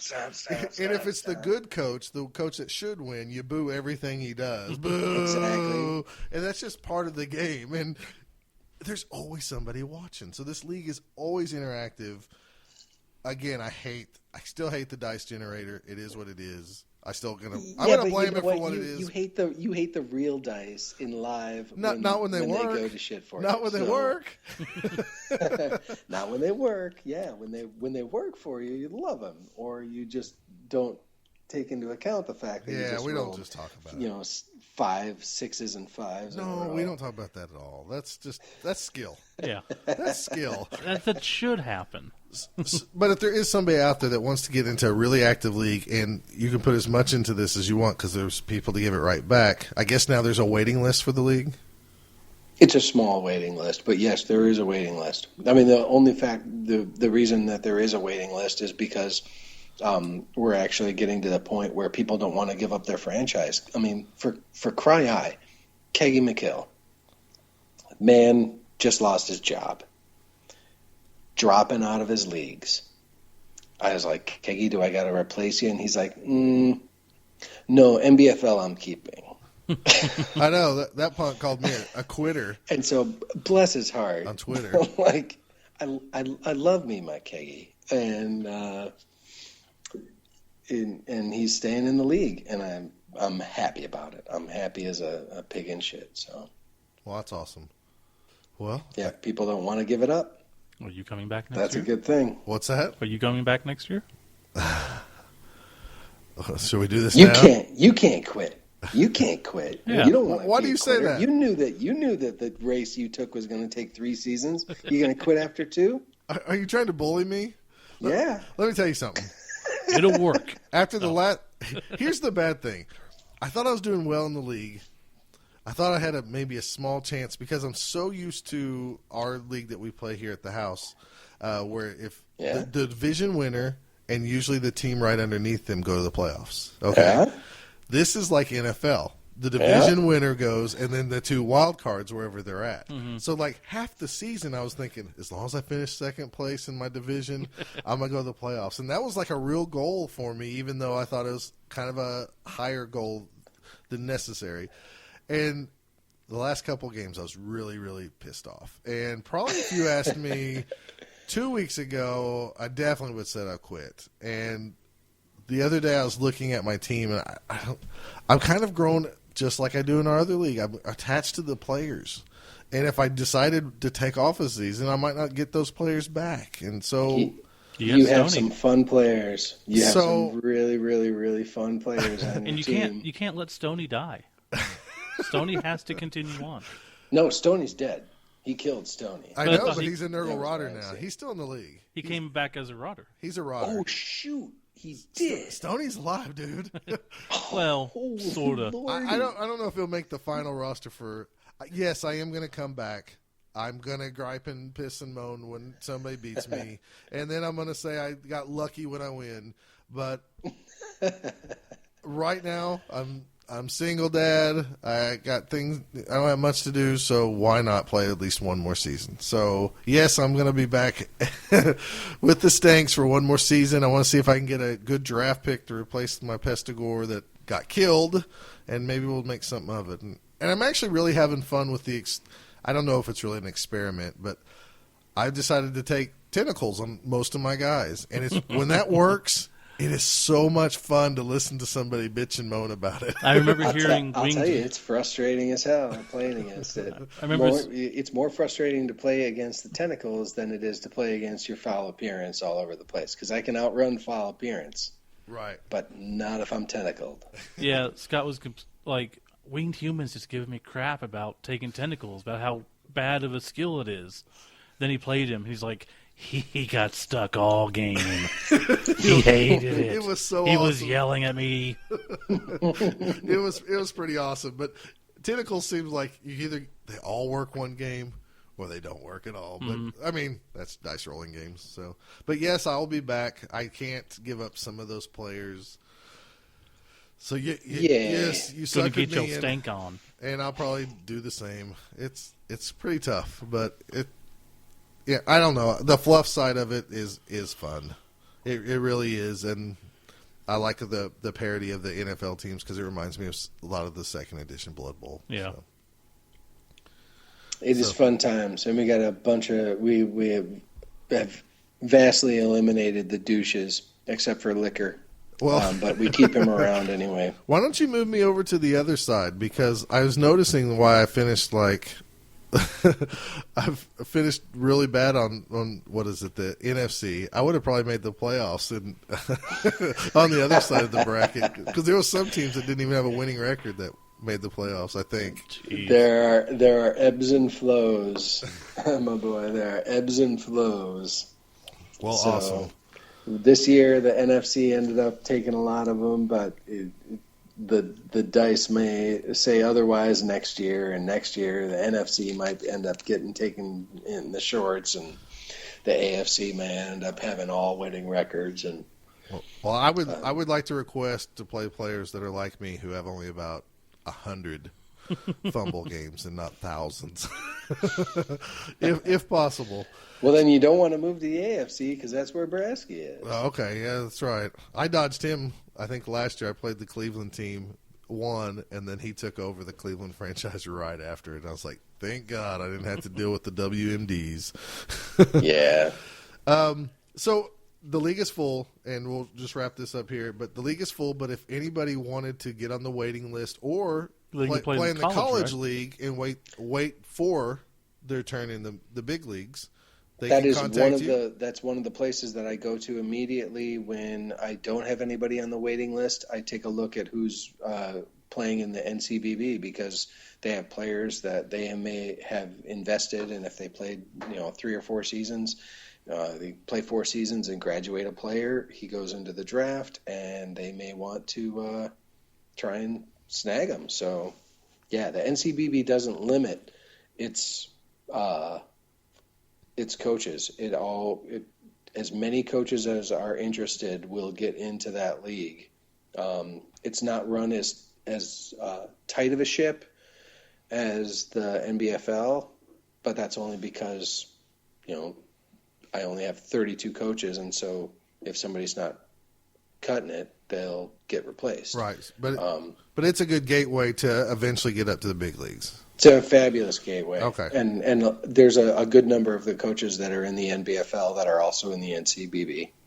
Awesome. So if you're out there and you need a league and you only have maybe time for a fumble, you can only play at night because you got family and kids, this is the way to do it.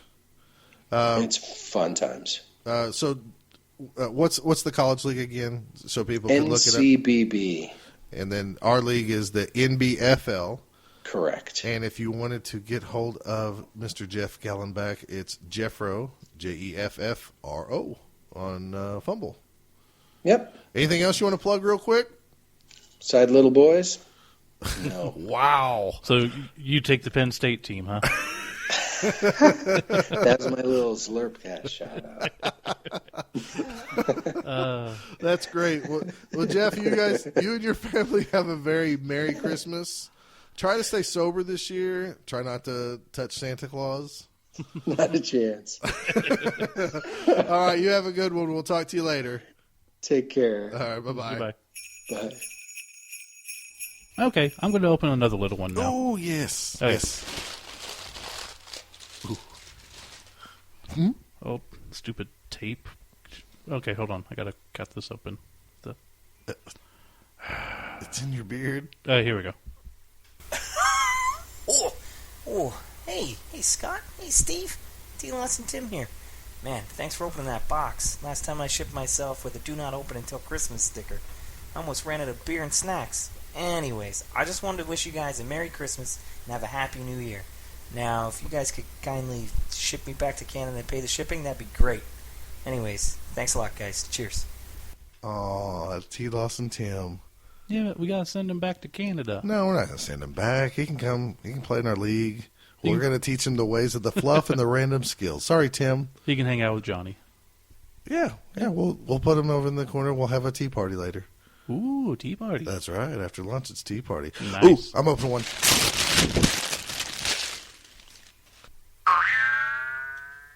Hey there, Scott and Steve. It's Mark Zuckerman, the voice of Snob Costas, Marty Zug, Tony Kornheiser, Mickey Mouse, Kermit the Frog here, and Miss Piggy too. Hi-ya! Yogi Bear and Jimmy Durante. Ah, cha cha cha cha. And we always hope you happy Christmas. Ugh, I got a headache.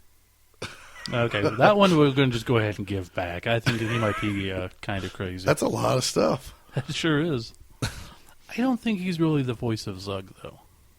You don't? No, I have a sneaking suspicion that... Well, let's just do this real quick. Hold on. Okay. Is this thing on? What the hell's going on, man? Mighty Zug here. The greatest, definitely, I would say debatable, but it ain't. It ain't greatest star player of all time. What is going on? Happy to be here. Merry Christmas. Happy New Year.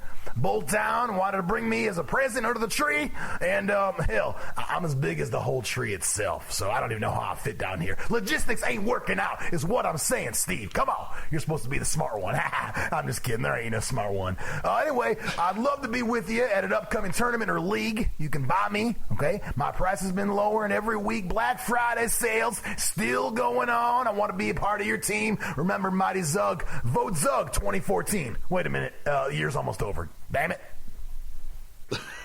See? I took that one earlier and it yelled at me for pretty loud. So. Oh, did he? Well, yeah. I can see Zug doing that. But there's many incarnations of Zug. So it could be second edition. It could be bald Zug just standing there, the one. Up until he came out of that box. Yeah. He was the unreleased Zug. Oh, boom. Oh, that's so lame. Okay. Okay, well. Now, why don't you open this last little one, and then that leaves us one big one and like two really special ones. Okay, but I got to go to the bathroom. Okay, just do one more. Okay. Hello, Scott and Steve of Both Down Podcast. This is Nate Ball and Mike Vag of the Bacon Wrap Skulls and Ones podcast, and we just kind of hope you have a really happy holiday season and a wonderful new year. And take a long time to absolutely think about all what has happened this past year to you, because we hope you make the resolution of becoming a better Blood Bowl team, because we here at Bacon Wrap Skulls and Ones challenge you to a great epic contest in which we know we will beat you. Oh my gosh, is that almost like within the next year we will totally crush them in Blood Bowl on the pitch? It's kind of like exactly like that. Oh my gosh, that means there's only one way to prove that you have what it takes to take out the Bacon Wrap Skulls and Ones on the East Coast is to challenge us to a game. Now, we understand that you guys are in the Midwest and we're on the East Coast, so maybe it should be... We don't understand anything. We really don't. But maybe there's an online game or something we can possibly play. I've heard of such a thing. Okay, until then, happy holidays, have a great New Year's, and we will crush you within the year, either online or in person. Skulls for all of you. And ones. And bacon. They better give us some bacon. I mean, definitely's got to be... God, this present smells so much like bacon. I think our bacon is almost done. Okay, well, all right, I got to go pee. I'll be right back. Hey. What? The challenge. Okay. They can play us at Chaos Cup. Yeah. Okay, guys. You guys are going to have to, like, get up off your couch and drive, like, to the middle of the United States and north to Chaos Cup. That's where everything happens and all the good stuff. And then you can buy me drinks and I can smash random things into your alcohol containers as well. Pretty easily, yeah.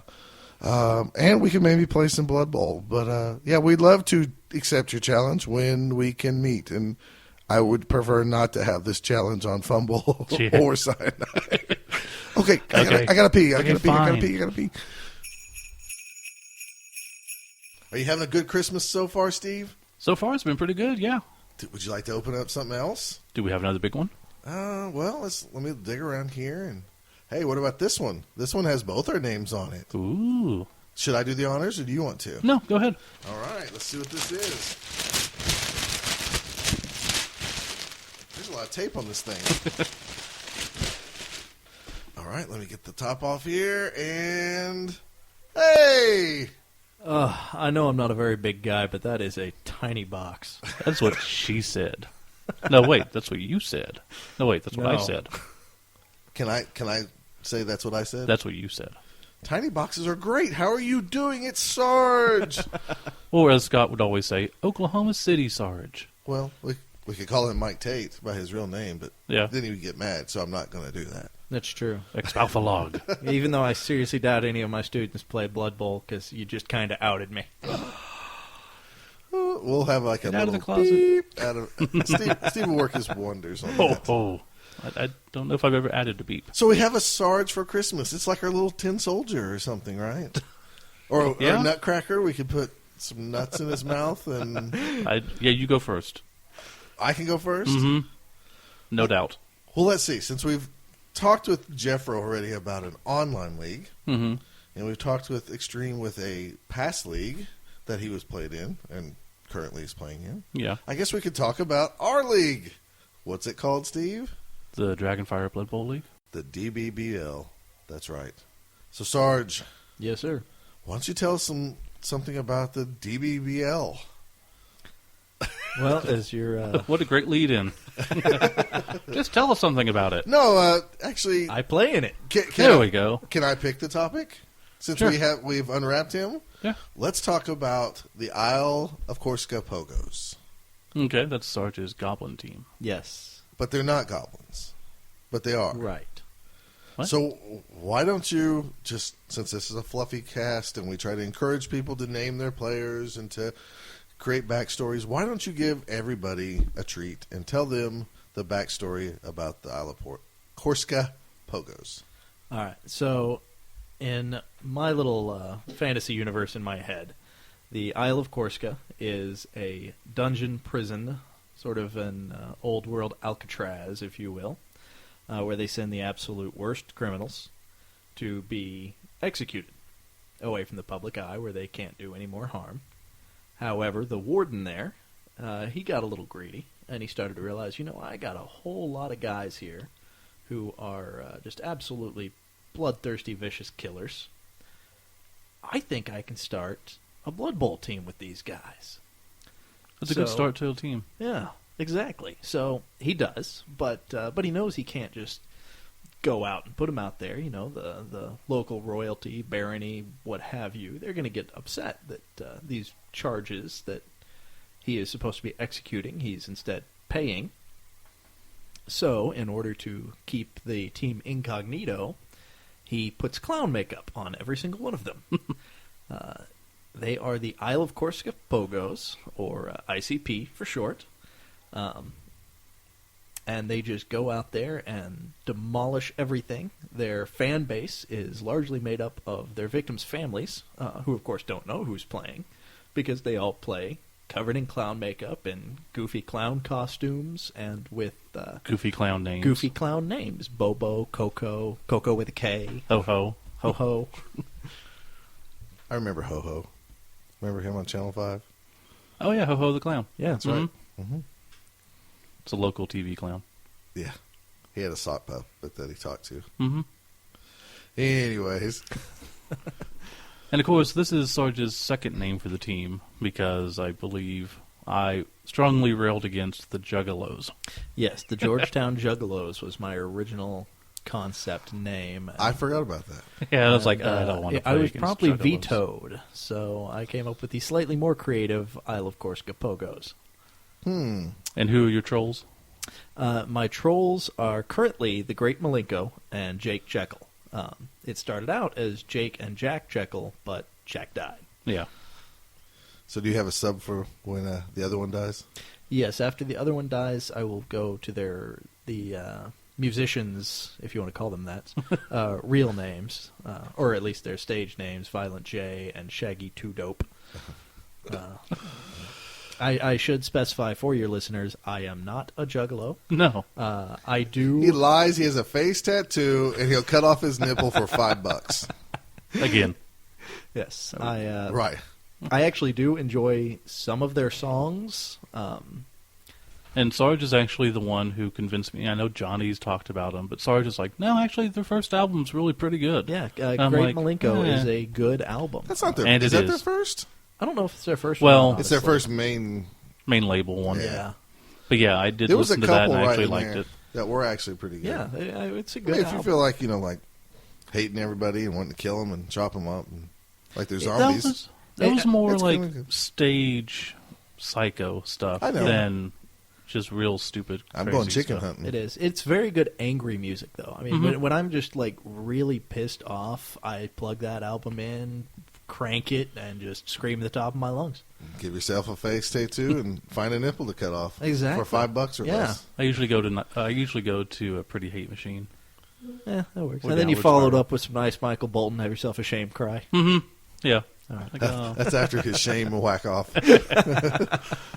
It's every whack off. To Yanni. Master of the pan flute. Yeah, he's the master of the pan flute. Of course he is. Steve's the master of the skin flute. Ah, nice. Woo. All right, so I know this is a audio sorry.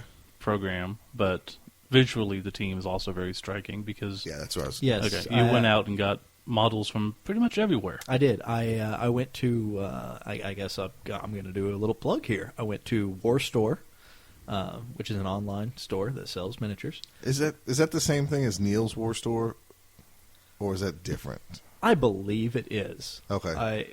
I'm going to be honest with you. It's been a few years since I've been there. I seem to recall it actually being called Neil's War Store, but I think their website is just War Store, but like their little thewarstore.com. logo says like Neil's War Store Yeah. or something. So. So I went there, and I spent, I'm going to say, a good solid 2 to 3 hours browsing every single miniature on that site. And I mean, oh my God, the Reaper section alone probably took me an hour and a half to get through because there's a lot of Reaper miniatures. And of course, out this there. was years ago. This Before was years it's, ago. Bones and everything else has come out, and so Yeah. like, dang. So I mean, they just had an awesome selection. So I just spent hours just perusing the site, and anytime I saw something, I thought, you know what? I think with the proper paint job, that could look like a clown. I added it to my cart, and I ended up coming up with 15 models like that. Now, of course, I needed 16 for a full team, so I went back and took one of my alternates that was like, all right. And to be fair, that one actually was already a clown model. That's why he didn't make the cut, because I wanted it to be creative. I wanted it to, I'm the one who made them clowns, but... Is that the one with the giant lollipop? Yeah. Yeah, but he's awesome.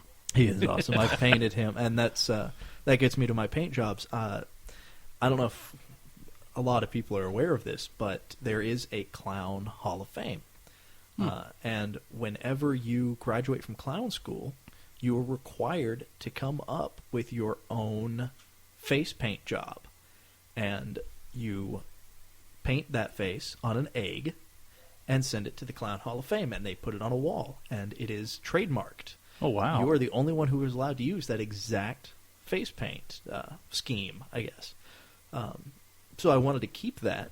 So I went through, and every single one of my 16 pogos have the face paint of a real clown. I actually went through and emulated each one, and the model that was already a clown is painted to resemble Homie D. Clown from In Living Color.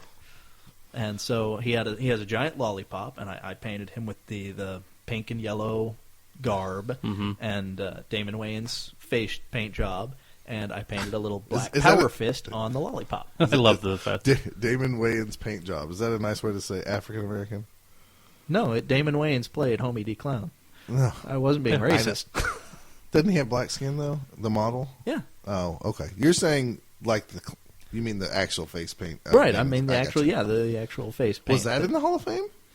It probably isn't. Okay. And I'm sure a couple I didn't know if it was a celebrity thing or not, because that was a pretty funny gimmick for a long time. Yeah, it was. And I honestly don't know. I also, another one that I doubt is probably actually in the Hall of Fame, but that I used was Sid Haig's character from House of a Thousand Corpses. Yeah. I borrowed his face paint job for one of the models, too. You didn't do any Ted Bundy stuff or anything like that? No Ted Bundy. Thank God. You mean John Wayne Gacy? Yeah, I'm sorry. But, Yeah. Him either. No, he gave one of them a cast and a small VW Beetle. My initial concept was I was going to use ICP's face paint jobs on the trolls. However, they were actually... They change it up.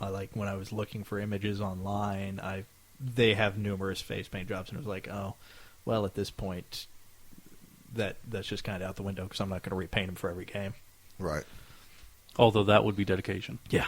That would be true dedication. This kind of makes me want to do a Daft Punk Goblin team and have my two Daft Punk guys with changing helmets and then just ravers underneath. Nice. Yeah. For all the Do goblins. it. No. Do it. No. I can't paint that well. So Sarge does a great job painting, so yes, he can do that. He's painted, I think, maybe one of everybody's teams in our league, almost, or at least half the guys, right? You painted one for a me. while. So, yeah. Painted one of mine. You painted one of Brock's, which I bought when he got out of the league, and now he's back in. One of Brian's, didn't you? Yes. One of Steve's. Two of Brian's. Mm-hmm. At least one of Steve's. Yeah, he did the Giants. Yeah. So, yeah, you painted quite a bit of our stuff. You painted a couple of my teams, actually. So. And then he lost his workspace. Yes. Yes, we had a child born, and we had to turn the dining/paint room into a nursery. Well, speaking of children. Dun, dun, dun. Guess it's children, right? Yeah, hopefully. I heard that you have had sex. It's a true story. Yay. And you're expecting another child. That we are. That is awesome. Thank you. I've been waiting for somebody to get pregnant so I can do another Critter Bowl. Scott didn't care. He's just we're doing it. I don't care. If someone gets pregnant or not, we're doing it. Steve was like, you can't do it. If this is a baby shower thing, we'll give money to charity. It's fine. Yeah. All right. So, yeah, it was going to happen either way, kind of, but... well, I'm glad I managed to get pregnant before you went out and just started assaulting random people with a turkey baster. Oh, wait, you got pregnant? This changes everything. Well, my wife. Oh, Yes. okay. Oh. Damn. I'm glad you didn't pull out, so we have a tournament coming up. So what that means for everybody out there is Critter Bowl 4 is in effect for January. Yay! And it's actually only our third one that's been run.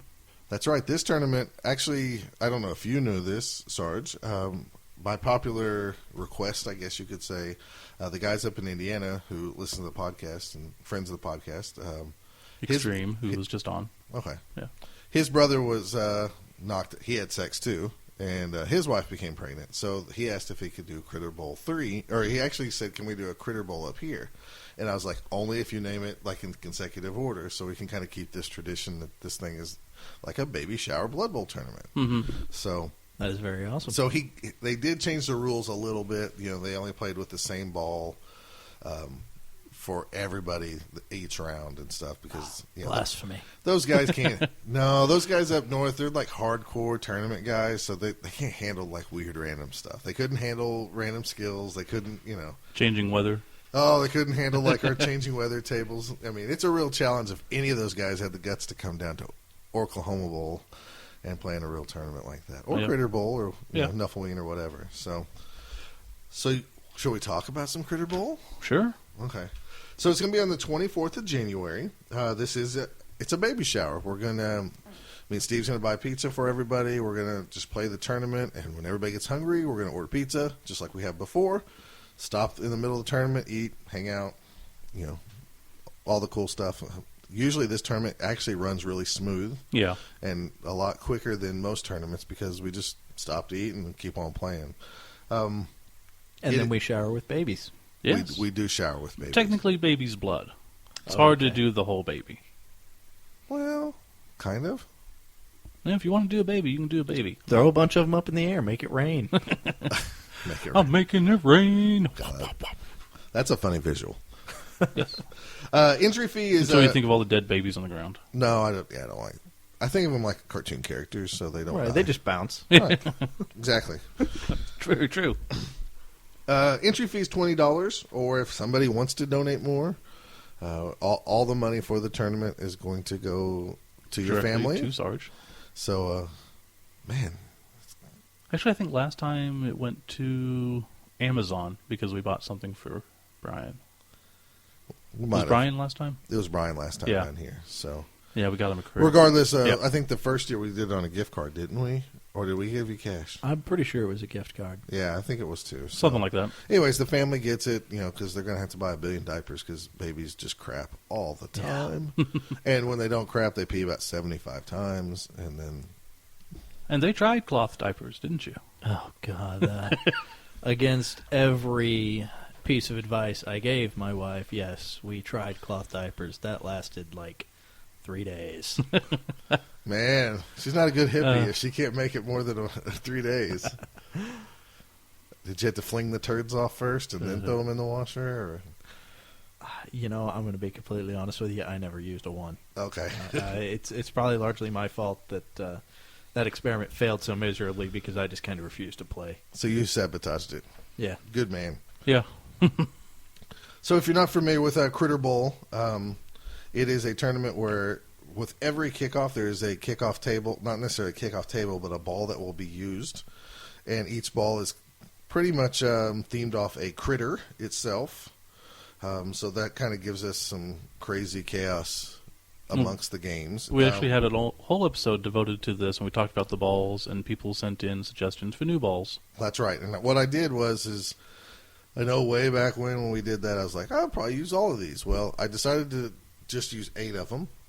I used 2 of the plain balls just so we could have some, random normalcy. Yeah. And then I asked Sarge, since he's played in both of them, I was like, okay, which balls do you like the best? And he's like, I like these 2 balls the best. So of course, I picked the most chaotic because chaos is fun. To those who have whined about the weather table and stuff, I've scaled back the weather table. It's just like a normal weather table, so we can still have the crazy one at Oklahoma Bowl. So there you go. So I think there's a few people down in Texas that, I don't like the crazy weather. I don't It like is the annoying, stacking. but you know it going in, so. So what we have going into Critter Bowl 4, we have the Scarab Ball. That's where the ball, every time it hits the ground, it's going to go D8. It's going to scatter just like, but move like D6 spaces. So it moves around the pitch. We have the Baby Purple Worm Ball. That's the ball that will split into 2, so it can actually have 2 balls in the field. We have an old one's Crystal Skull Ball. This is the one that bestows leap upon the ball carrier. That is successful no matter what your agility is. You have 8 agility or 1, but you're going to be successful on a 3 or better. And it also curses you if you already have leap and take that away. So it also makes you immortal if you find a refrigerator just lying around the pitch. Exactly. Yes, very true. You can climb in that, and then you can do anything you want. Yeah. But to be fair, the curse of that is you have Shia LaBeouf as a son. That'd be terrible. Yeah. Oh my gosh, he had to be so disappointed. Like, really, you? Yeah. No, to be fair, he got raped, so that's what happens. Okay. Yeah, rape joke. We also are using the Flying Squirrel Ball. That's one that's going to glide through the air a little bit easier. Dead Pig Ball, which is nothing but a dead pig. It's leather ball. Vampire Bat Ball. This bat is going to give the ball carrier bloodlust. This should be interesting. Ginger Badger ball. This is the one where the little creature can get hot, and you could actually heat up, and you could drop it every time you move. We also have the Morg plush doll ball, which is just a normal ball, but it looks like a teddy bear Morg. And then we have the Dragon Egg ball, which is like a terrible. This is all Sarge's fault. Every time the ball hits the ground, it's like a fireball happens right there in that square, and it's really awful. So chaos, baby, chaos. And then I added this one in there. I removed the squig ball, and I don't even know if Sarge knows about this ball, but he has a dog that watches the Washington Redskins games with him all the time. And they hold birthday parties for this dog. Is that correct? That is correct. Although, to be fair, it has actually been a couple of years. That kind of fell to the wayside when the baby came the first around. critter came by, yeah. But Agatha was really you and your wife's first baby. Oh, yeah. So we have Agatha the dog ball. This dog, or ball, is rather heavy. For any picking up, throwing, catching, or intercept attempts, the player must use their strength instead of their AG. This ball, when kicked, scatters as if the kick skill was used. So Nice. It's never going to move that much. But I thought that would be kind of themey. Yeah, she's fat and lazy. I don't know if she's lazy. I know she's fat. Yeah. That dog likes to eat. Yeah, she does. So those are the balls we're going to have at this year's Critter Bowl. Cool. So in the past, I know a lot of people from all over the world has donated to this cause, and we really appreciate that. So maybe we'll get a good turnout once again. And where would they do that? Oh, great idea. Let me see if I can find that. Why don't you guys yammer for a second? Why are you even looking at your notes? It's bothdown.com/critterball. Then why didn't you just say that? It's called back and forth. I was letting you have the floor. Oh, okay. I seem to talk a lot, so I was going to let you have some time to talk. No, I'm good. Oh, okay. I talk enough. You can also go to bothdown.com. There's a link up in the corner in the menu, and you can hit Critter Bowl there. And if you wanted to donate, you could just hit the PayPal button and send $20 or whatever. And or you can come to the tournament, which was what we would like. This tournament actually has at least when it's being held in Oklahoma, has a history of High Elves winning. Does it? Yeah. First year I won it with High Elves. Okay. Second year Brad won it with High Elves. Brad Wells from Houston. I think, and I'm not 100% sure on this, either an Undead or Dwarf team won when it was held up in Indiana. I could be wrong on that. Okay. It was not High Elves. I know that for sure. Yeah, because I'm sure no one played High Elves. Who plays High Elves? Probably not. So this year, bring your High Elves. Let's see if we can get 3 out of 4, I guess. Build total is 1.2 million gold pieces, and it's all in the rules there. You can also take more than one skill on a player, and it's pretty much the exact same rules from years past, so nothing's changed if you've been to Critter Bowl. Yeah. So what do you plan on bringing, Steve? I haven't even thought about it. Sarge? I never do. I don't think. Do you too much have in any advance. clue? You know, I'm torn. It'll either be the Pogos or the Launch Duel Leopards, my Nurgle team. Another team that this guy, when this guy goes and paints a team or creates a new team, he goes and finds unique models. He just doesn't want to go to GW site and get normal models. Or not that he could anymore. Well, not that he could anymore. Was that a thing you just didn't want to do? Because back when we started playing, you had the option of getting... Well, he has the Pro Elves. Yeah, I have the Pro Elves, but that's only because I couldn't find anything I liked better. No, that is...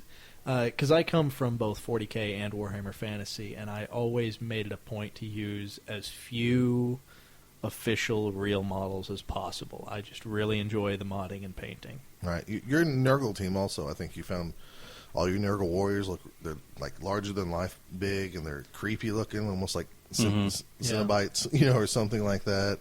And then all your Pestigores and stuff are really awesome looking. Yeah. So I don't know what models those are, but they're really neat. And then you took what? Normal humans or some type of thing to make your just plain Rotters? My Rotters are Warhammer Fantasy zombies with 40K Space and Marine shoulder pads. Oh, okay. Yeah. Nice. And one of them looks like Clark Kent. Yes. Oh, really? Yes. Yeah, remember the Spit Curl? No. Oh. Just like a total emaciated guy with a jet black hair and a spit curl. I remember the chick Rotter on your team. Yes. I don't remember what her name was. Annie Rexic. Oh, it was? Okay, I was going to say. Yeah, they're all named after the Garbage Pail Kids. Yeah, Yes. I got. So see, that's where you guys out there who want to name things off of like a theme, you can convert everything else around it then. And that's what you want to do. The big guys were named after diseases. The big guys are diseases, yes. Yeah. What were the pestigores named after? The pestigores are also diseases. The big guys are like diseases that are split into two names, like lupus, That's right. or gono, the clap, rhea. The pestigores are one word: Ebola, anthrax, things like that. Nice. So we've been fending off Ebola for a long time. Yes. We kind of have. That's so dumb. We faced Ebola, and sometimes we've won, and sometimes we haven't. Oh, right. You've usually won. The lepers have a terrible record. Come on now.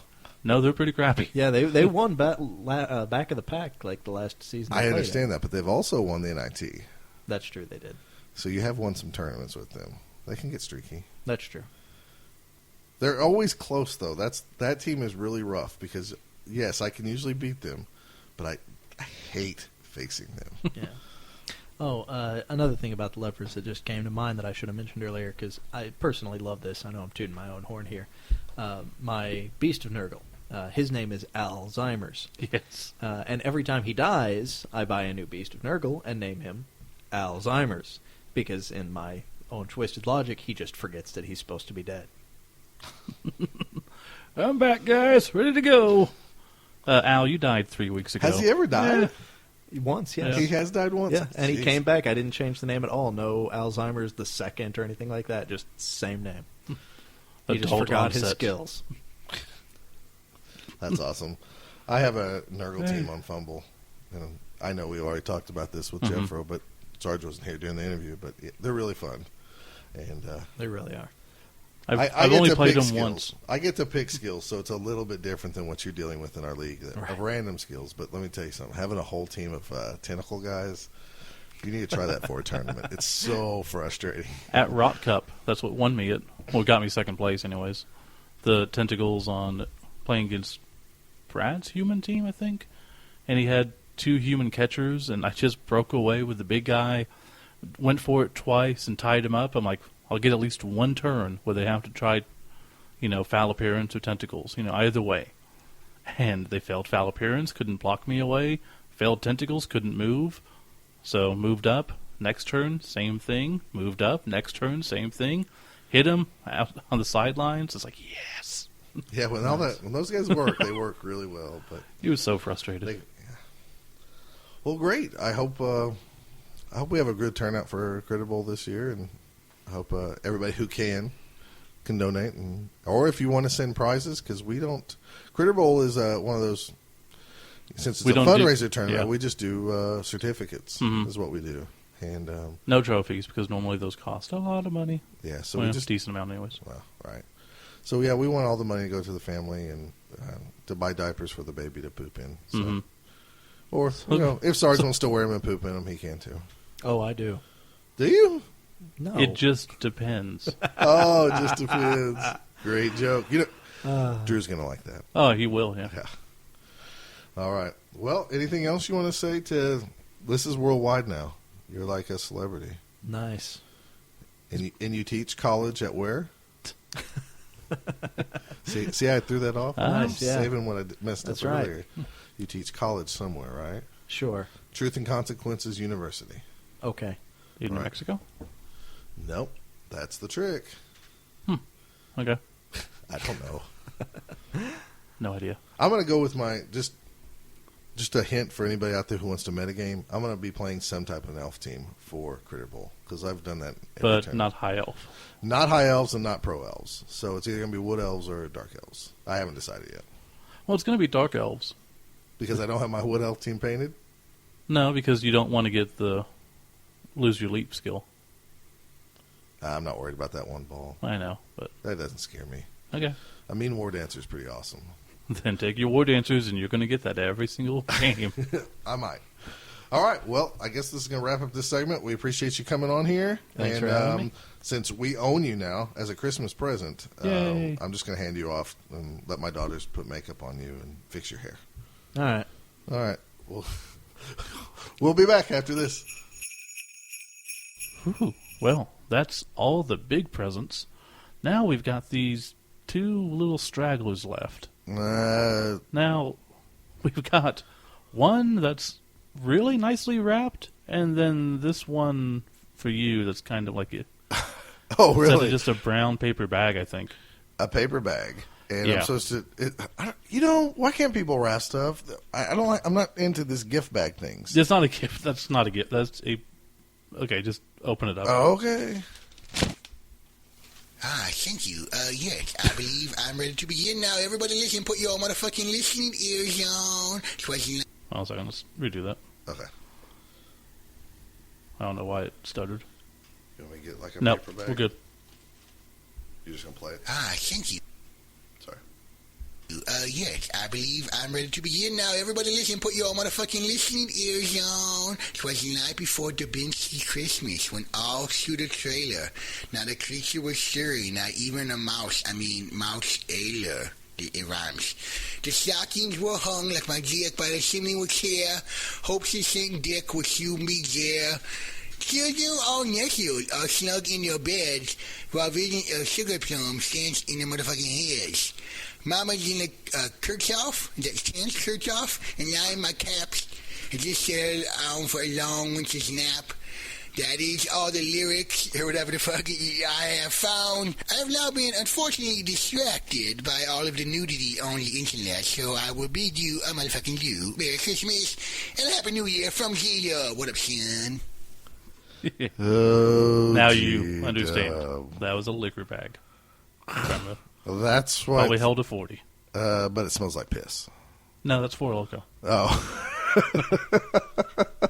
Same difference, but yeah. Oh, that's wonderful. Maybe this other one over here will be a lot better. This is the final gift, and it better be good, because I don't want to end on that. I'm gonna let you do the honors. So okay. I'll let you do that. Don't save the paper, just rip it's it. It's nice. It's gold. Hi, guys. It's me, Siggy. I got a song for you. When you won't shut up about Magic the Gathering, when the star of your team is named Blitzer number 3, when you're using dwarf models but you're playing as Norse, when your team name sounds like it's a racehorse. Well, Steve don't care. Ginger Badgers don't care. Scott don't care. Ginger Badgers don't care. They both got downy, fluffy red hair. If it's not on their head, it's in their underwear. Oh, Sigmund Lamar, how Wow. I love you. That is the best Christmas present I've ever gotten. I'm definitely claiming that. I think we might just have to frame that and put it on the wall. Yeah, we're going to... That's a new doorbell. People just ring the doorbell. Ginger badgers don't care. Oh, boy. That is a great way to end it. That is really awesome. We're so blessed to have such nice friends. We really are. And I'd just like to wish everybody out there a very Merry Christmas, safe holiday travels, and, look around and see how blessed you are. Absolutely. We may make fun of it at times, but, if it wasn't for you, life would be a lot less special. And if it wasn't for me, then I wouldn't know what life is. Because I would be... You'd be dead. I'd just be dead, I think. You'd be in the red box. Oh, yes, the red box. The red box. Again, I was thinking at McDonald's to rent a movie. I didn't know why you were going to put me there after I die, but okay. Yeah, I might do that. I do love movies. Just thank you, everybody, for the great year.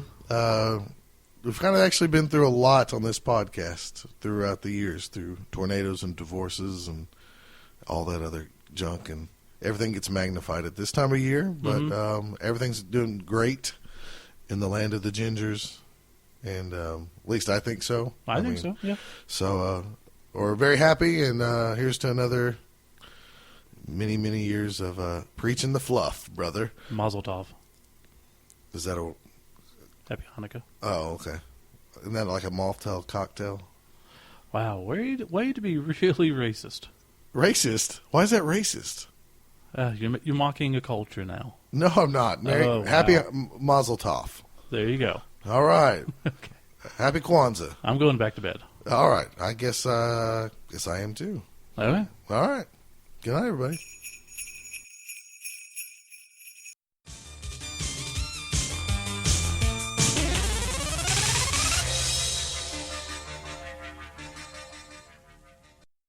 You can follow Both Down on Twitter at Both Down. You can follow Scott at Fat Finley, FATFINLEY, and Steve at Kilowog2814. If you'd like to email, their email address is bothdownpodcast@gmail.com. Or for more information, you can visit them at bothdown.com or on Facebook, facebook.com/bothdown. Both Down is a production of Couch Pirate Radio. Please drop by couchpirates.com to hear more of their podcasts. Okay, Scott. Did you get everything you wanted for Christmas? I guess so. You guess so? Yeah, it's pretty good. Well, what'd you want? You know, the thing I asked for, that I get my eyes shot out. Did you check everywhere? Yeah. Did you check behind the couch? Yeah, I think so. Did you check beside the couch, since we don't really have anything behind the couch? No. Pull it out. What's there? Hold on. What's this?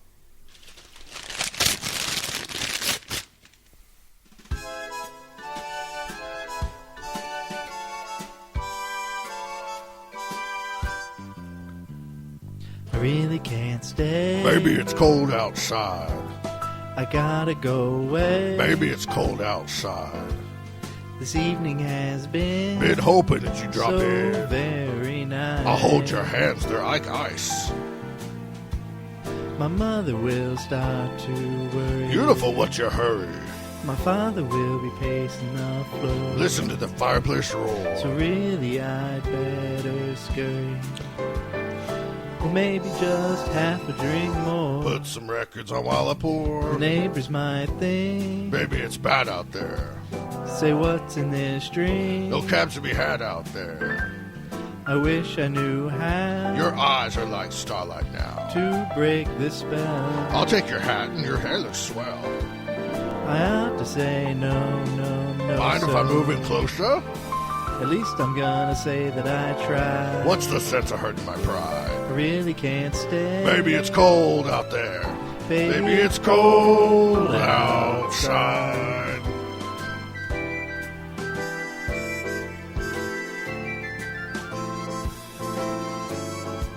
Come on, Zara. I simply must go. Baby, it's cold outside.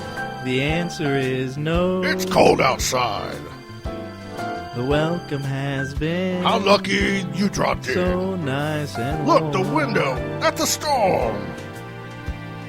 My sister will be suspicious. Gosh, your lips look delicious. My brother will be there at the door. Waves upon a tropical shore. My maiden aunt's mind is vicious. Gosh, your lips are delicious. Well, maybe just a cigarette more. Never heard such a blizzard before. I gotta get home. But baby, you freeze out there. Say, lend me your comb. It's up to your knees out there. You've really been grand. Thrill when you touch my hand. But don't you see? How can you do this to me? There's bound to be talk tomorrow. Think of the long life sorrow. At least there'll be plenty implied. If you get caught pneumonia and die, I really can't stay. Get over that old doubt. Baby, it's cold outside. Baby, it's cold. I don't understand what part of no you're not understanding here, Mort. Come on, I'm Morg, the greatest organ blocker ever. Give me some of that tushy. Back up or I will stake your ass. No. Ow! Ah! Warned you.